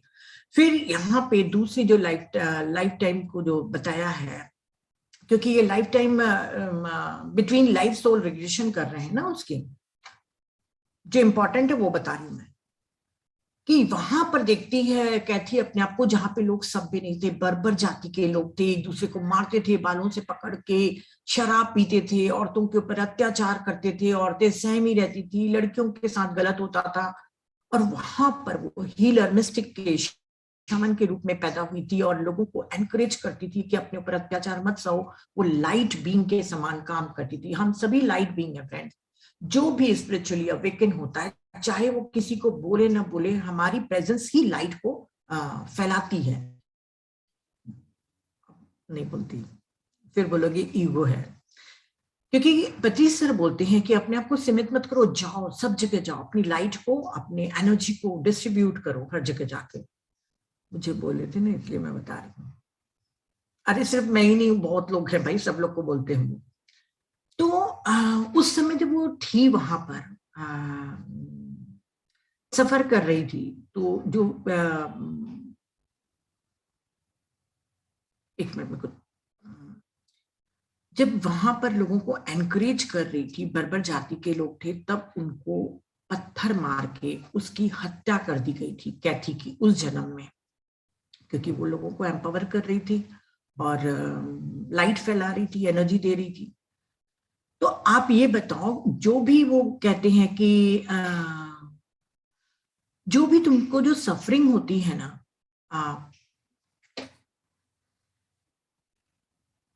कैथी को बोल रहे हैं कि ये जो भी आपने पास्ट लाइफ में जैसे तुमने देखा कि तुम देखो कि तुम लाइट कॉन्शियसनेस हो, जो भी सफरिंग तुम लेकर आई हो इतने जन्मों से, उसमें अपने ट्रू सेल्फ को नहीं भूलना है। इस जन्म में भी तुम अच्छा कर रही हो, जो विजडम और लाइट परफेक्शन बढ़ाने के लिए तुमने सिंगल होना चुना है। और यह जो भी तुम्हारी विजडम, मैं ये वाला नहीं सेंटेंस बोलती, नहीं समझ पाएंगे आप। हमारे जो भी लाइट और विजडम जो भी रहता है ना, हम चाहे कितने भी जन्म लेते जाए, हमारे सेल्स की मेमोरी में रहता है, पर हम भूल जाते हैं एज अ पर्सनालिटी के रूप में पैदा होते। तो वहां पे उसको समझा रहा था कि इसका अर्थ यह है कि आत्मा की सुंदरता और भव्यता की तुलना में ये सफरिंग कुछ भी नहीं है। अगर आप अभी सफर कर रहे हैं तो अभी आप समझोगे नहीं कि आपके सेल्स के अंदर आपकी कितने ज्ञान भरा हुआ है। जब तक कि आप टू सेल्फ को नहीं पहचान पाओगे तब तक के नहीं समझ पाओगे। यहां पर उसको कर्ट को फॉरगिव करने के लिए बोलता है। और यहाँ पे कैथी को बताता भी है कि तुमको बहुत सारे मल्टीपल फैक्टर्स हैं। अगर कोई एक आदमी सिंगल है, यदि डिवोर्स लेके रह रहा अकेले, तो उसका सिर्फ एक ही पर्पस नहीं, एक ही रीजन नहीं रहता, कई मल्टीपल फैक्टर्स होते हैं। कुछ कार्मिक रहते हैं, कुछ हीलिंग के रहेंगे, कुछ और के रहेंगे। तो उसके लिए बता रहा है कि कर्ट के साथ तुमने अपने सोल को बहुत हार्म किया था। उसके कारण फिर जब लड़कियों को बचाने के लिए तुम गई थी और औरतों को, तब भी तुम सक्सेस नहीं हो पाई थी, तब भी आप अपने को अंडर एस्टिमेट किए थे। और फिर वो पूछती है, जैसे बताता है, यहाँ पे लाइट बींग्स बता रहे हैं ना, जब ये सोल रेग्रेशन हो रहा है ना, मैं बार बार बताना भूल गई कि यहाँ पे लाइट बींग्स और काउंसिल बात कर रहे हैं। पहले कौन कर रहा था? आरोन और डिवाइन मदर। यहाँ पे काउंसिल कर रहे हैं। तो वो बोलते हैं कि आपको माइकल को जो सुधारना था, मतलब जो सेकंड से हस्बैंड था ना उसका, बहुत गैर जिम्मेदार था, वहां पे तुमने नहीं चुना था। तुमको, तुम्हारा काम नहीं था उसको सुधारना, तुम्हारा काम था अपनी ग्रोथ करना।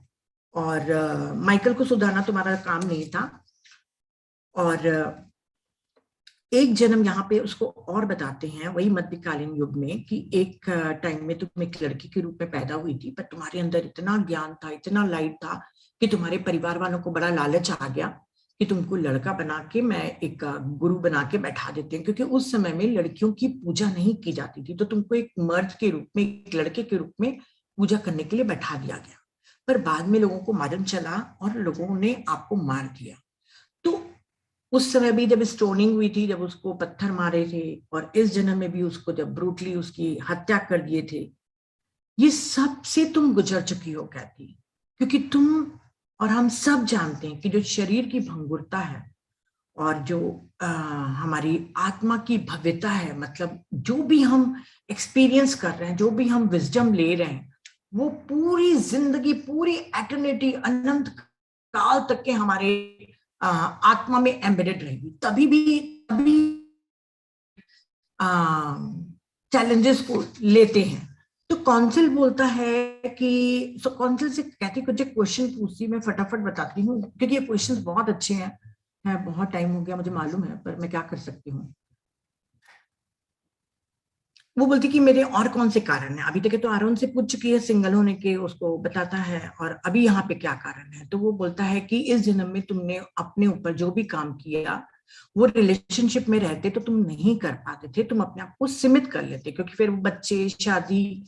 और इस बार तुम्हारा जो डीप और व्यक्तिगत इंटेंशन था कि बिना डिस्ट्रैक्शन के आप अपने काम को पूरा करोगी, बिल्कुल आपको क्लियर और फोकस रहना था अपने स्पिरिचुअल ग्रोथ में। कोई भी प्रकार की दूसरी पार्टनर की एनर्जी जो आपको विचलित करती, संदेह करती या जजमेंट करती, उसकी एनर्जी आपको नहीं चाहिए थी। आपको क्लियर पाथ चाहिए था, इसलिए आपने बिल्कुल सिंगल होना चुना। तो कहती बोलती कि लोगों का कहना है कि भाई कि जब शादी होती है उसी से ही ग्रोथ पॉसिबल है, तो फिर उनके और मेरे ग्रोथ में क्या डिफरेंस है। तो कौंसिल कहता है कि तुमने कई जन्मों में शादी करके, बच्चे पैदा करके रह चुके हो। जब आपको जरूरत थी उस समय ग्रोथ की और हीलिंग की, तब आपने एक मैनिफेस्ट किया अपने पार्टनर को और उसके साथ रहे।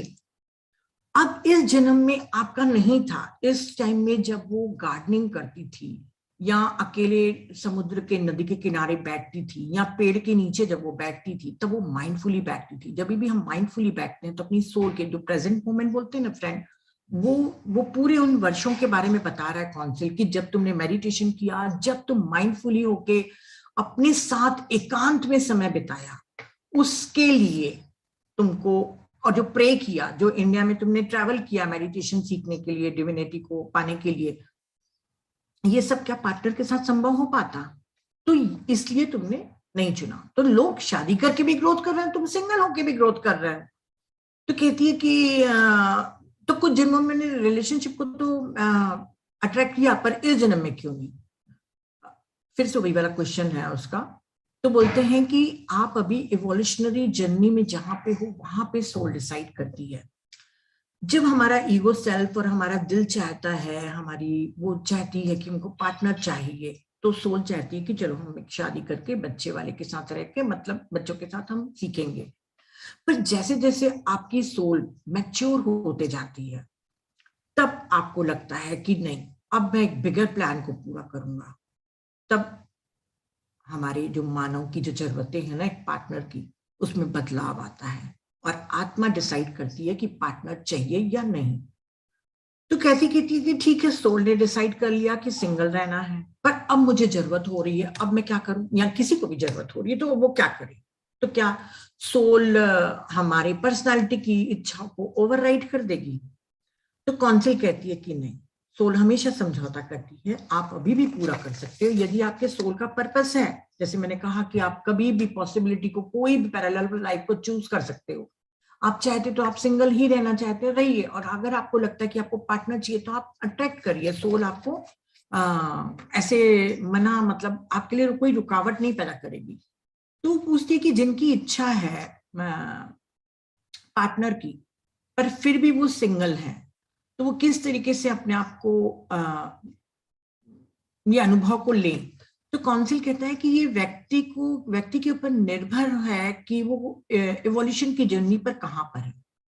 हो सकता है कि वो अपने आत्मा से बहुत अच्छे से कनेक्टेड हो, एकदम स्ट्रांगली कनेक्टेड हो, तो उसको बिल्कुल सही तरीके से मार्गदर्शन करेगी कि कोई शादी वादी नहीं करना। जैसे कई लोगों को आप देखोगे बिल्कुल रिजिड रहते कि नहीं, मुझे शादी नहीं करना है, फिर पूरी दुनिया, पूरी सोसाइटी उसके पीछे पड़े रहेगी, उनका फैसला बदलता नहीं है। तो वो अपने सोल से इतने कनेक्टेड हैं, वो बिल्कुल गाइडेड हैं अपने सोल से। पर यदि आपके ह्यूमननेस में, मतलब आपकी व्यक्तित्व की जो पर्सनालिटी है, जो आपका व्यक्तित्व है, उसमें आपको अनवर्दी महसूस हो रहा है, तो फिर आपको खुद ढूंढना होगा कि सोल की इंटेंशन क्या है। और यदि आपके में विकास करना है, कुछ ब्लॉकेजेस हैं, तो आप खुद अपने आप को हील करके पार्टनर को ढूंढो। और यदि आप रिजिड हैं, मतलब आप सोल से कनेक्टेड हैं कि नहीं यही मेरा है, तो आप उसी में ही करिए। या तो सिंगल रह के आपको ग्रोथ करनी है, या अपने ऊपर हीलिंग करके एक पार्टनर को चूज करना है, वो वैसा करना है। फिर और कहती पूछी कि और कौन से कारण है कि जो आत्मा सिंगल लाइफ को एंटायर लाइफ के लिए चूज करती है? क्योंकि काफी कारण है ना, अभी ये पूरे भी कारण पूरे नहीं है। मैंने जैसे बताया कि ये सिर्फ गाइडलाइन है, अनंत संभावनाएं हैं सिंगल होने के। ये तो सिर्फ हम गाइडलाइन समझ रहे हैं कि हाँ अब इसके ऊपर, इसके बाद हमको अपने ऊपर काम करना है, जो भी सिंगल लोग हैं। तो बोलती है और कौन कौन से कारण है? तो बोलता है कई लोग विश्वास को बढ़ाने के लिए, अपनी भगवत्ता को पहचानने के लिए अकेले रहते हैं, और भगवत्ता को पाने के लिए अकेला ही रहना सबसे बेनिफिट वाला रास्ता रहता है।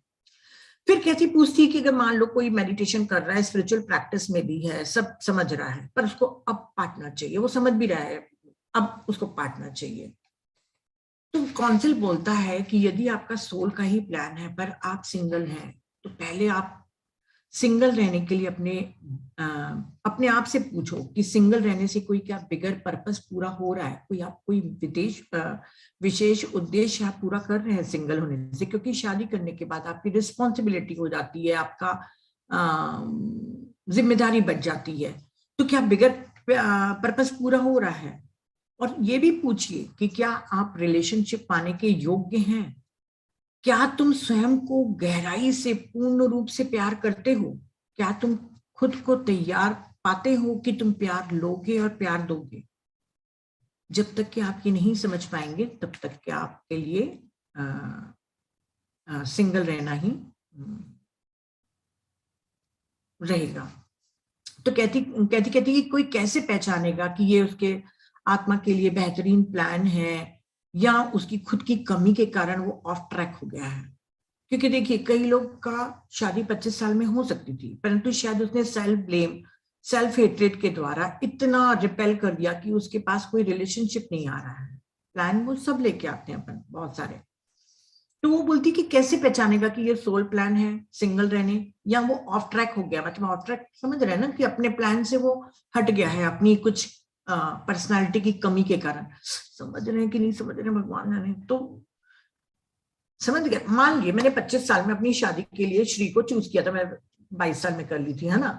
मान लो उस समय मैं नहीं करती, मैं डरी रहती, या कुछ और मेरे कुछ वो रहते, प्रॉब्लम्स होते, तो वो श्री कहीं और जाके शादी करता मेरे लिए, फिर वो एक गैप आ जाता। समझ रहे हैं।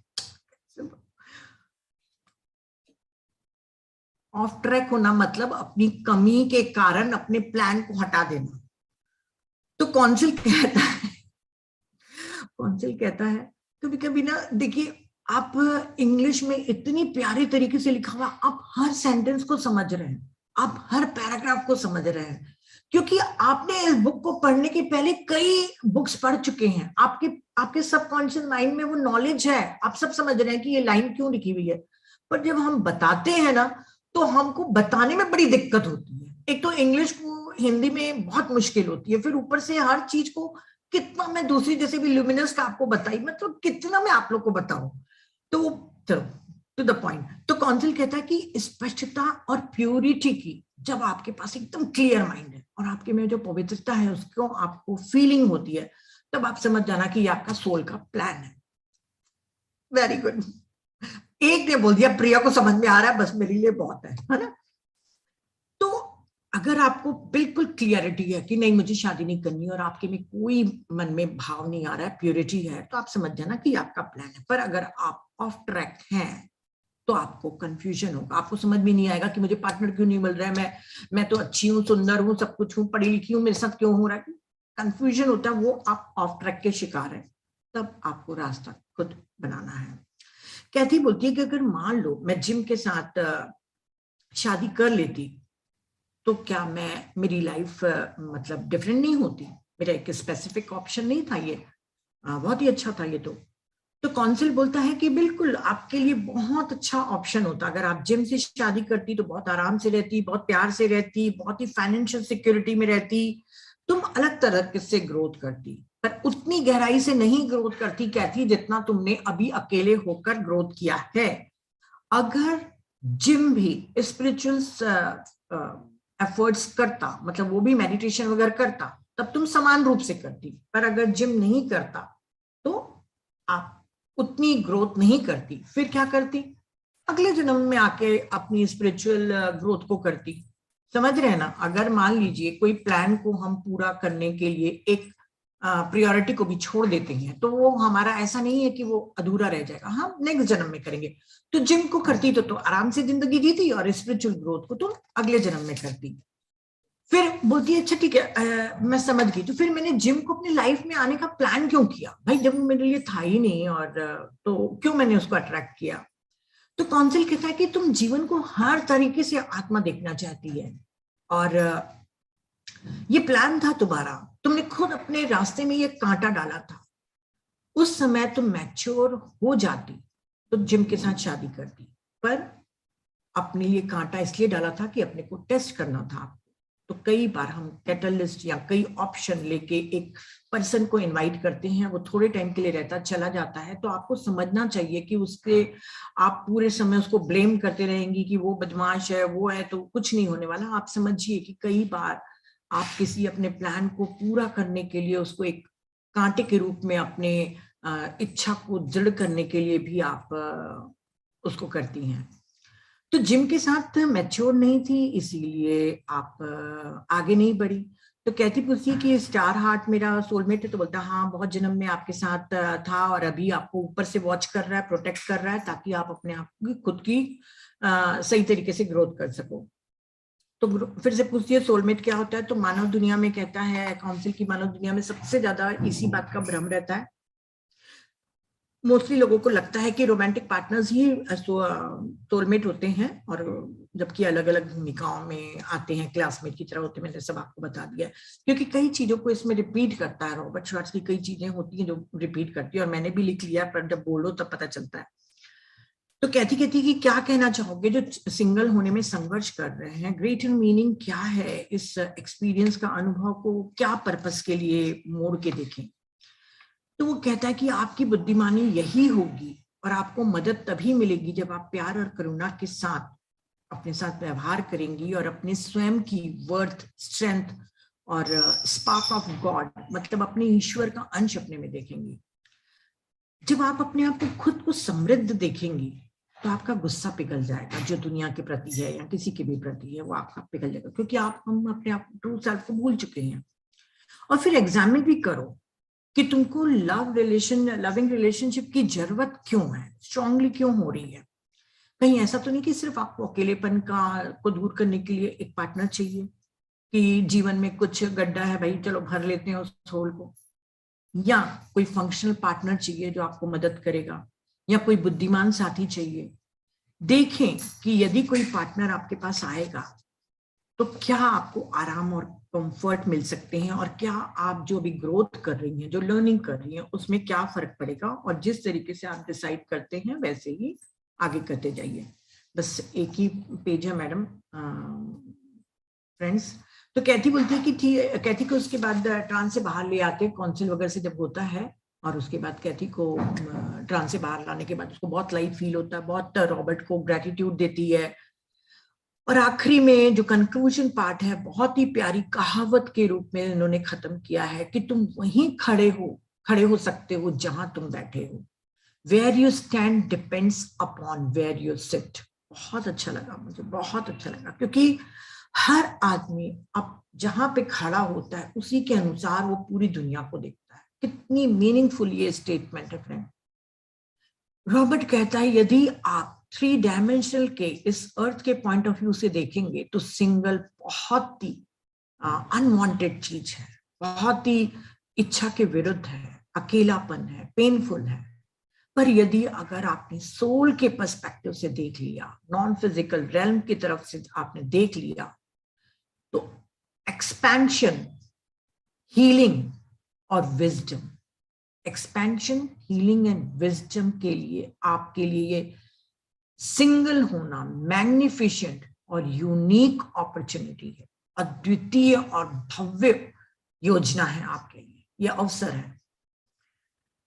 और इस बुक को लिखने का रॉबर्ट का यही कहना था कि इसको मैं जो आपको बता रहा हूं कि आप सोल के दृष्टिकोण को देखिए, कि जीवन यात्रा में जो भी हम कर रहे हैं उसमें हम अपने आप को एम्पावर कर सके। हम जो भी हमारे साथ जो घटित हो रहा है चीजें, उसके पीछे लर्निंग क्या है। बहुत कठिन लर्निंग भी आप आसानी से समझ जाते हैं जब प्री बर्थ प्लानिंग को आप समझते हैं। हमारा ह्यूमन जो एक्सपीरियंस होता है ना, जैसे हम बच्चे पैदा होते हैं तो हमारी कंडीशनिंग होती है, हमारे फ्रेंड्स हैं, टीचर्स हैं, सोसाइटीज हैं, मीडियाज हैं, सभी के सभी लोग रोमांटिक रिलेशनशिप के बारे में ही प्रशंसा करते रहते हैं। कभी किसी ने सिंगल होने की प्रशंसा नहीं करी। उनके लिए लगता है कि जो लविंग रिलेशनशिप है वही ग्रोथ कर रहे हैं। तो ये हमारी कंडीशनिंग हो चुकी है। जन्म लेने के पहले बहुत अच्छा पॉइंट है, और ये कई बार रॉबर्ट श्वार्ट्ज ने इस पॉइंट को लिखा है कि जब हम कोई इस लाइन को बहुत ध्यान से समझना आप फ्रेंड, क्योंकि बहुत बार मैंने पढ़ा है इसके, रॉबर्ट श्वार्ट्ज के इस लाइन को, कि जन्म लेने से पहले आत्मा को अगर यदि समाज की विचारधारा के विपरीत कोई चुनाव करना होता है तो उस समय उसको उस आत्मा की बोल्डनेस और करेज दिखाता है। होमोसेक्सुअलिटी में भी, क्योंकि सभी लोग यहाँ पे स्ट्रेट हैं, सभी हस्बैंड वाइफ ही रहते हैं, मेल फीमेल ही रहते हैं, पर जब होमोसेक्सुअल जब कोई चुनता है, समाज के विचारधारा के विपरीत जब चुनता है होमो बनना, तब वो बहुत करेजियस है। ऐसे ही जब पूरे जगह प्यार प्यार प्यार, शादी शादी शादी, बस मतलब मूवी देखने जाओ तो प्यार की कहानियां, मतलब और कोई कहानियां ही नहीं है, बस लव से स्टार्ट होएगा, शादी तक के एंड होएगा। अरे भैया शादी के बाद वाली दिखाओ ना, वहां पे भी तो कितने स्ट्रगल हैं, लड्डू कितना अदरक भरा हुआ है वो भी तो दिखाओ।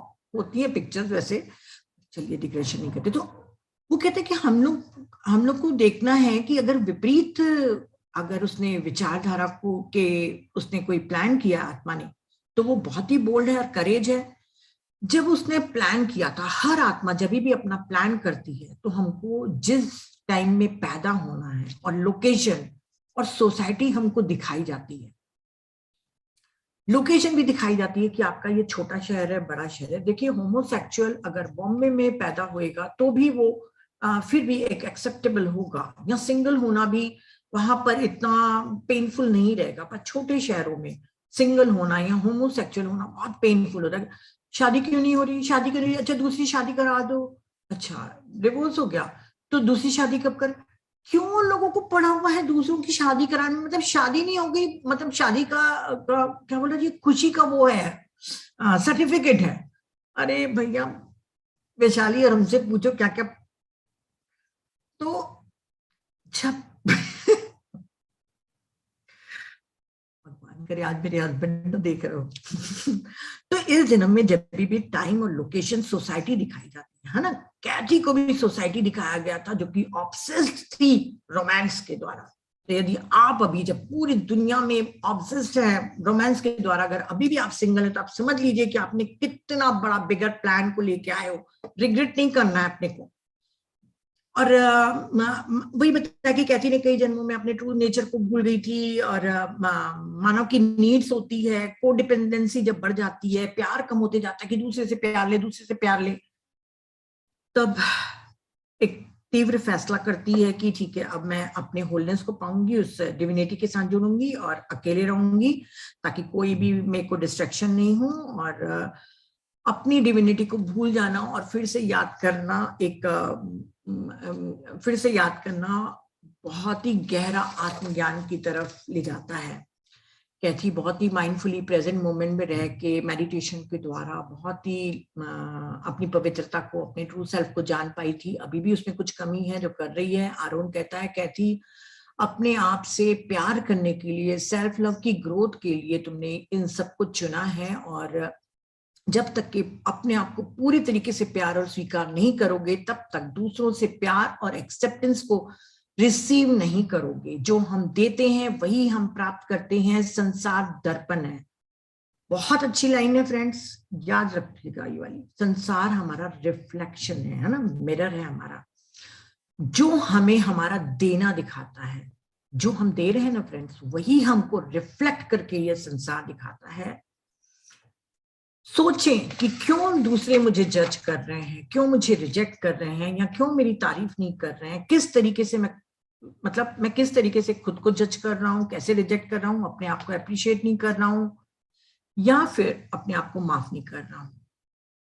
माफ करिए अपने आप को, दूसरों को भी, और उन लोगों को ब्लेस्ड करिए जो आपको ट्रिगर कर रहे हैं, जो आपकी कमी को रिफ्लेक्ट करके आपको दिखा रहे हैं।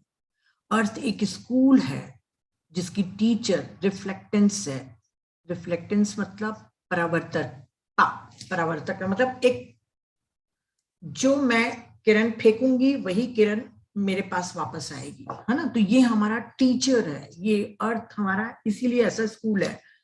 तो दूसरों को जब हम माफ करते हैं तो बहुत डीप हीलिंग होती है। परंतु जब सेल्फ फॉरगिवनेस करते हैं कि जो भी मैंने गलती किया, ठीक है, मैंने जो भी किया अपने लाइफ में, जब सेल्फ फॉरगिवनेस करते हैं, बहुत अच्छा एक वर्ड है वो, आपके सेल्फ लव की मिडवाइफ है, उसकी दाई का काम करता है। दाई डिलीवरी कराती है ना जैसे, तो बिल्कुल आपकी सेल्फ लव को पैदा वही करेगा, आपका सेल्फ फॉरगिवनेस। तो आपके आपसे बहुत सारी गलतियां हुई हैं, आपका शेडो पार्ट है, और आप उसको फॉरगिव करो, सेल्फ ब्लेम करना छोड़ दीजिए। और अगर नहीं करेंगे तो फिर मैं आपको फिर से आपको रिमाइंड देने के लिए सेंटेंस लिखी थी, अगर आप अपने आप को सेल्फ लव और सेल्फ फॉरगिव नहीं करेंगे तो आपका जो खुद को दोष देने की आदत है वो एक कवच बनाएगा जो लविंग पार्टनर्स को दूर करेगा और सिर्फ उन लोग को इनवाइट करेगा जो आपके लिए सेल्फ ब्लेम लेके आता है। क्योंकि ओल्ड सोल्स चाहती है अपने लिए करुणा पाना, तो वो रिफ्लेक्शन के द्वारा अपने को कंपैशन करेगी और कवच को डिसॉल्व करेगी। तो जो भी सिंगल रहता है वो उसके लिए कसौटी है अपने सेल्फ लव को बढ़ाने के लिए। और यदि आप सफर कर रहे हैं जो भी है, पहले तो आप अपने आप से जुड़ के देखिए कि ये प्लान है आपका या नहीं है। और यदि प्लान नहीं है और आपके में एक इच्छा है कि नहीं मुझे ग्रोथ भी करना है, तो एक पार्टनर के साथ करना है, तो बिल्कुल आप अपने ऊपर काम करिए। 2 प्रकार के मैंने इसमें बताए हैं कारण। एक तो आपका सोल प्लान होगा या आपके में कोई ब्लॉकेजेस हैं। पूरी कहानी का ताना बाना जो 1 घंटा 20 मिनट चला है, 25 मिनट चला है, एक्चुअली मैं कई चीजों को काट भी सकती थी, पर मुझे ऐसा लगता है कि अब जो पढ़ेगा इस बुक के चैप्टर को वो बहुत अच्छे से समझ पाएगा। अभी भी मैंने इसमें से कई चीजों को काटा है जो कि थे इंपॉर्टेंट, पर इतने इंपॉर्टेंट नहीं थे जो एक हर एक को जानना जरूरी है। मैंने नोट्स इतने सारे सिर्फ इसलिए बनाती हूँ ताकि मैं जान सकूं, मैं इस चैप्टर को अच्छे से समझ पाऊं। तो फ्रेंड्स, जैसे मेरी सिस्टर है, वो 74 इयर्स की है। उन्होंने खुद ही डिसीजन लिया था कि मैं शादी नहीं करूंगी। मेरे पापा ने रिस्पेक्ट किया, पर उसको बहुत तरीके से लालच दिया कि वो किसी तरीके से शादी कर ले, पर वो नहीं मानी और उनको बकायदा प्रॉपर्टी में हिस्सा दिया, उनके लिए बंगलो बनाया, सब कुछ किया। तो मैंने एक चीज देखी बचपन से, क्योंकि जब मैं ये चैप्टर को स्टार्ट की थी पढ़ना और नोट्स बनाना, नोट्स मेरे आज 2 बजे खत्म हुए ना, तभी मेरा थोड़ा सा हो गया है। कल वैलेंटाइन डे मना रहे थे ना, तो इसलिए नहीं कंप्लीट कर पाई थी। तो मैंने जब ये चैप्टर को पढ़ा, अपनी सिस्टर को देखा, तो मेरी सिस्टर में एक चीज थी, एंगर बहुत था। हो सकता है उनके पास्ट लाइफ का एंगर था। वो एंगर के कारण वो सबको डोमिनेट करके रखती थी, डोमिनेट एकदम, मतलब उसके बगैर पत्ता नहीं हिलता था हमारे घर में। अगर हमको एक पेट्रोल का बिल भी देना पड़ता था ना, तो वो अपनी सिस्टर को जाके देना पड़ता था कि मैंने 7 रुपए 20 पैसे का पेट्रोल भराया है। तब 7 रुपए 20 पैसे क्या आता था फ्रेंड, मुझे अच्छे से याद है ना। तो वो मंजूर करती थी। वो इतना ज्यादा एंगर था और अपने आप से तो बिल्कुल भी प्यार नहीं करती थी। फिर मेरे पेरेंट्स जब चले गए इस दुनिया से और सब भाई लोग अपने अपने लाइफ में बिजी हो गए, हम अपनी मतलब मैं मैरिज करके आ गई। मेरी सिस्टर जो मीना हमेशा आती है, वो मेरी उस सिस्टर से सबसे ज्यादा अटैच वही है, मतलब उसकी रोज बात होती है उस सिस्टर से, मैं थोड़ा कम बात करती हूँ उससे। तो धीरे धीरे समय के अनुसार उसकी हीलिंग हुई और उसको राधा स्वामी का पंथ मिला। वहां पे वो गुरु को प्रेम करने लग गई, क्योंकि राधा स्वामी क्या है, गुरु पंथ संप्रदाय है।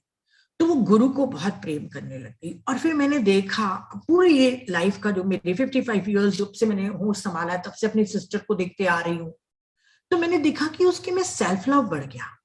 उसके अंदर की वो फियर की एनर्जी चली गई।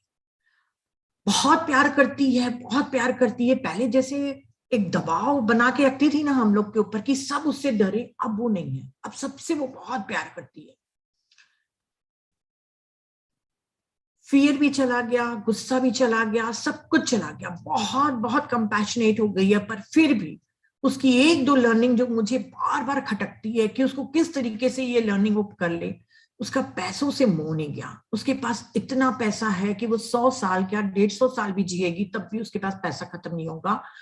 हम लोग के लिए वो खर्च करती है, पर अपने लिए, अपने ऊपर खर्च करने में वो कंजूसी करती है। मतलब वो एक इनसिक्योरिटी का डर है कि मुझे इतने साल जीना है तो मेरे पास पैसे रहे। हम बोलते दीदी आपके पास बहुत है, पर उसको ट्रस्ट नहीं है उस यूनिवर्स पर। तो वो पैसे से उसका मोह है। और दूसरी बात है, जो उसका जो लव है वो अभी भी सिर्फ परिवार तक के सीमित है। मेरे बच्चों को बहुत प्यार करती है, मेरे ग्रैंडसन को, मुझे, सब भाई बहनों के बच्चों को, मतलब उसके लिए हम लोग जान है।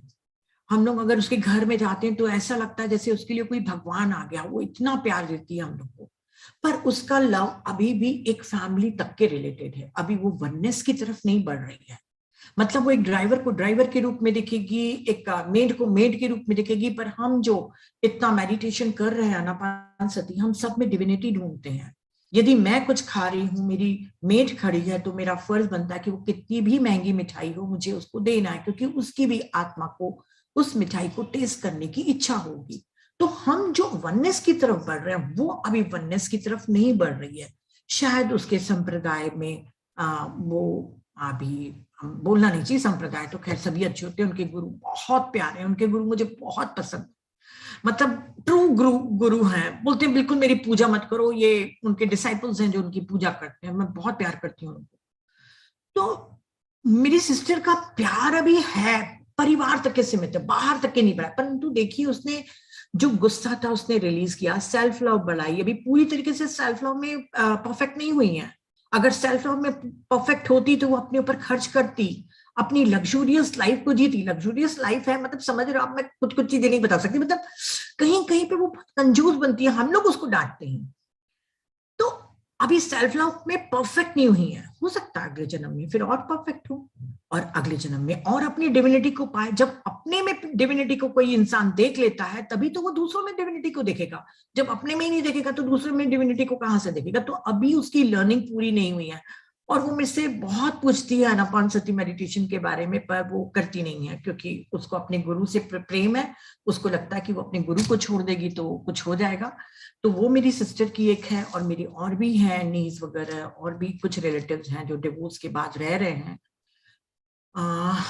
उनकी भी लाइफ को जब मैं देखती हूँ तो मुझे लगता है कि कोई पर्पस होगा, जरूरी नहीं है कि वो वही सीड हो जो ऑर्चिड पैदा करे, और पर्पस होगा, कुछ और लर्निंग होगी, कुछ अपनी कमियों को पूरा करना होगा, शायद सेल्फ लव की कमी होगी। हम दूसरों की लाइफ को जज नहीं करें, बस हाँ दूसरों की लाइफ को समझ के हम विजडम लेते जाए, बस मेरा एक यही उद्देश्य रहता है। मुझे पता नहीं, ये मैंने चैप्टर को बहुत अच्छे से समझा है, मैं बहुत अच्छे से इस चैप्टर को समझ पाई हूँ, कितना एक्सप्लेन नहीं कर पाई हूँ मुझे नहीं मालूम, क्योंकि टाइम कम था, अगर मेरे पास कल टाइम होता तो शायद मैं और बेटर करती थी। तो चलिए, thank you thank you thank you, फिर कभी टाइम मिला तो मैं और इसको शॉर्ट में जरूर बताना चाहूंगी, 1-2 महीने के बाद जब भी टाइम रहेगा तो thank you friends, thank you.